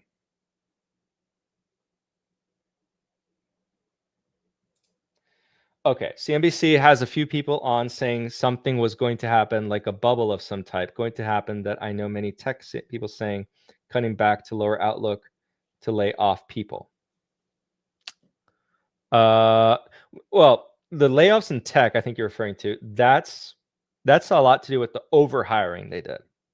So if you have any friends in tech, they could test this. There was overhiring in tech, and subsequently a correction in that overhiring looks like a mass layoff. It's like, no, it's a correction.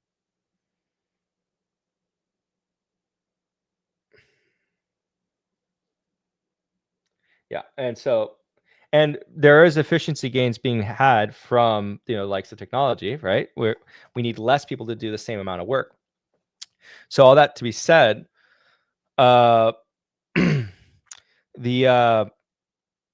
that's not really like the end of the world. If anything, that actually adds fertile ground for the startup community, which before was struggling to find people in the hiring boom when companies were overhiring. Don't be naughty. Setting price targets is astrology for men. Yeah, in some regards, yes. I'll say it the other way to the person who asked about the price targets. Comment on that is like, there you go. We see startups are still struggling to find people. Okay. Yeah. Okay. I believe that. Good to know and hear that in the context of this conversation. But yeah, that's just the gist of it. The price target on Dave being fun here is like, so if it's trading at roughly to our estimate of like 10 times what we think of as earnings for next year. Based off of what we think they can grow at, I would not be surprised to see a 3 handle on the price. So that's kind of what I go about. All right, guys. I have a question for everyone. I have more time on my hands, and I want to get back into making videos. I enjoyed that, but I'm trying to figure out what the best format is. I love doing these live streams, right? Because I do videos unscripted. I never do a script for a video. I know you know what the best diss is like. Yeah, we can tell. Yeah, cool. And I never want to do scripted videos. I actually don't. I do one go on videos as well. I don't like to do that unless the only time I do like a pause is like if I need to bring something up to illustrate what I'm talking about. But on the videos question, I'm trying to figure out what the best format is for, you know, a guide on what videos to make. I used to do like okay, recommendations or like what people wanted me to talk about, because the algorithm thing, the thing YouTube has me like when I say what videos do people interested, I get so bored at talking about what everyone wants to talk about. And there was, because like you do like a video on, I don't know, whatever the fucking flavor of the month is, like quantum computing, because I find also the quality of the audience, you know, gets a little bit distilled. I'm purposefully not very goldfish friendly. I get that. That's purposeful. So if you can sit through talking or discussions, you know, good on you. That's actually the investor base we want in the club. If anything, we want people who have, you know, a bit higher attention spans and can kind of sit through and research things. And then when, you know, this collaborative and research oriented like that, that's what we want. So then always from the get-go, and that's, I think, how I've you know, gotten the audience that I have. So trying to still preserve that. But yeah, I'm thinking about different ways to just take recommendations, and then I kind of go through it like the old school capital mindset videos, where I just, you guys ask me for a stock, I go through with it. Unfortunately, how it is like, you know, 70% of the time I'm like, yeah, it's not that good of an opportunity. Maybe not what everyone wants to hear, but yeah. And then the occasional 30% of the time, oh yeah, this looks really interesting. Sometimes I do something about it, sometimes I don't. So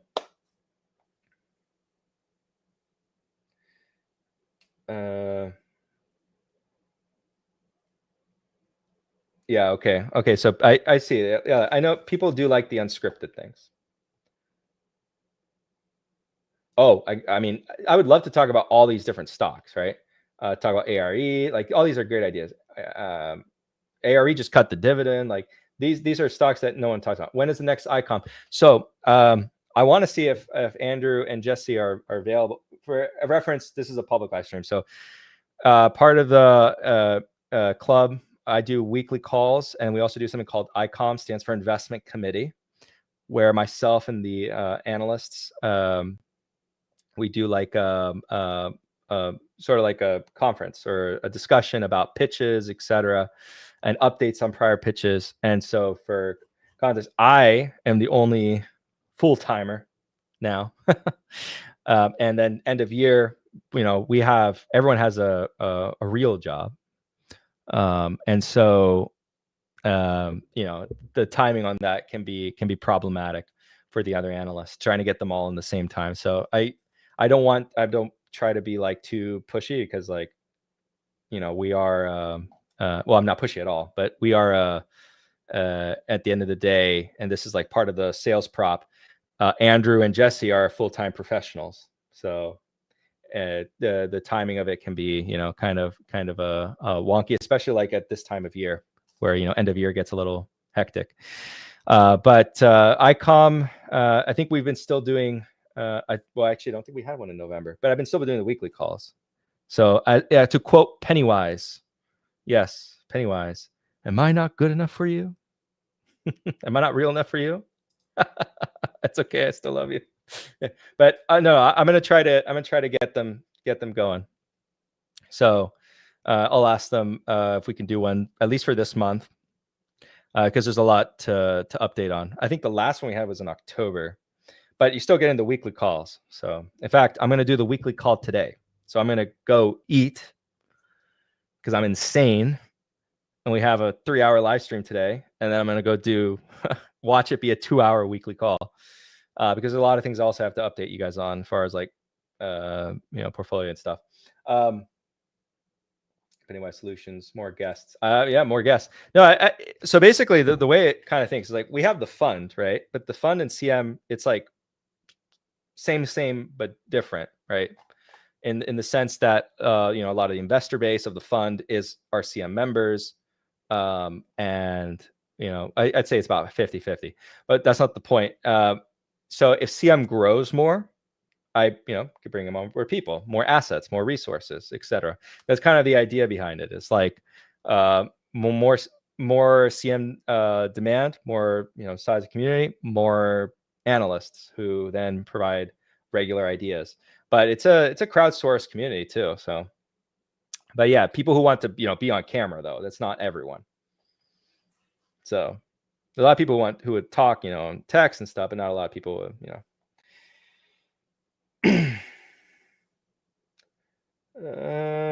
please have Cameron as a guest. Yeah, do it more friendly Euro times. Oh, the live streams, I'll try.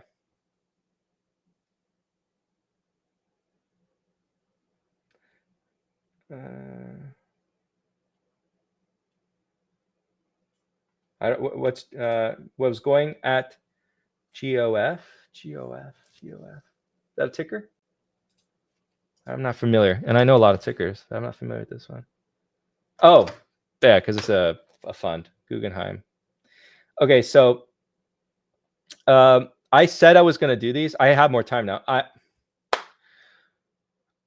I have a income portfolio that I only update it right now in CM, but that one I actually might start doing content on as well. And what I'm debating on doing is doing very infrequent portfolio updates for the public. But the income fund in particular is interesting because I think a lot of people, and the reason why I'm thinking about it doing this way, a lot of people damage themselves in doing too much high yield chasing. And as Kemmer has waved the white flag and led a lot of people, I think, off the cliff. I think there's lots of evidence to say there's a lot of appetite and demand for a strategy, because there's old folks on this platform searching, older folks, who are like, I'm not wanting to take on too much risk, but they don't know that they're taking all the risk because they think income is low risk, and they're not properly formulating a portfolio. And no matter what you tell them, index funds and chill, they won't do it. And so like, okay, work with them. What will they do? Because there's nothing worse than stubbornly pushing someone to something they're not going to do, and then you're setting them up for failure. You know what I mean? So it's best to position in a way that's like, okay, this is how I think will work, and I think this will be helpful. And I know that your brain is not wired for index funds, because I'm not. I agree, I'm not. So what is the kind of best path for you if you're insistently you're not wired for that type of investing? Because I'll be frank with you, you'll be fine if you index and chill, or you should be fine. But if you really you find joy, like true joy in doing this yourself, then I'm not gonna dissuade you, because your brain's not meant for just chilling. There might be something wrong with us. So I'm speaking to the person listening, and if this resonates with you, it's like, don't worry, I'm with you too. There's something wrong with the both of us. So, okay. Yes, is the fund GOF, wonder why it's selling off, the market up so strong. So already when I see strategic opportunities fund, I'm thinking of it. They invest in unique credit opportunities. There's a lot of these funds out here. So I'm going to go read. Okay. So it's a closed-ended balanced mutual fund, launched, managed by Guggenheim, blah, blah, blah. So as an external manager, already these are kind of, because their incentive is not the best. So invest directly through derivatives, such as covered call. Oh, right here. So the description tells me a lot more. So it's a covered call, put options to invest in stocks and companies, blah, blah, blah, blah. All right. So they're trying to generate income from derivative instruments. So right here, there's already going to be a lot of slippage. So what they're exposed to, depending on, unfortunately, if they're kind of chasing yield, chasing, getting that implied volatility return paid for in premium, then you get into this situation where you might be taking on a bit more risk than you might otherwise anticipated. So for income funds, if you're kind of going up the risk curve, I think I'd stop it at anything like in unrated credit. So things like Main Street Capital tends to be the top of the top in a BDC, and so that's going to yield you like 7% or so. But that's like the risk, the top of the risk curve, I think, because with these, you really don't know what risk you're getting yourself involved in. They're very complex and they're very tax inefficient on top of that. So it's not even like you're getting some sort of benefit as well. Now with BDCs, to be clear, the tax thing also throw out the window. But at least with BDCs, I can kind of tell you based off of how they operate, both them and Hercules are pretty good operators. And they're like really good houses in a questionable neighborhood where there's a lot of bad operators. And also entities that are, third party or managed by a third party tend to have like the wrong incentive structure in place. So GOF, already just reading this description, I'm not, I don't know what they specifically are selling derivatives on, but that could be going down a lot, and that's how they're getting such a high yield. So it reminds me a lot of, like all these products. Ulti is an extreme example, but you have all these other ones that are a bit crazy. So I don't particularly, I'm not a fan of any of these type of instruments. I look for more sustainable, durable cash flows or assets that provide, some sort of reliable income. Now, this asset, if you kind of zoom out, has not cut its dividend ever, but that doesn't tell me much of anything else. So I'm looking through. They actually have some interesting assets. So diversification looks like they have holdings in, this one's interesting, FTAI Aircraft Leasing Fund. I'm long FTAI, so that's kind of interesting that they're an investor in that. But I'm glad to know that they're paying me money, or they're giving me money, not me specifically. You know what I mean? All right. With that being said, guys, I wish you guys all the best. If you guys liked this very long live stream, please feel free to like, share, subscribe, comment down below. I'll leave you guys off with the question: how would you guys like me to return to YouTube? Would you prefer kind of offering me up like, oh, can you do a video on this? Can you do a video on that? And I just go off of those videos like the old days. Or I kind of just wing it, or a mix of both. I think I know what the answer is. I'm kind of leading you guys on with what probably the answer should be, but I'm just curious to hear what you guys think. I don't want to stop doing live streams. Love doing live streams, but yeah. And shameless plug, of course, the description also has, myself as a sponsor for this, and FinChat. Also, please read the disclosures down at the bottom.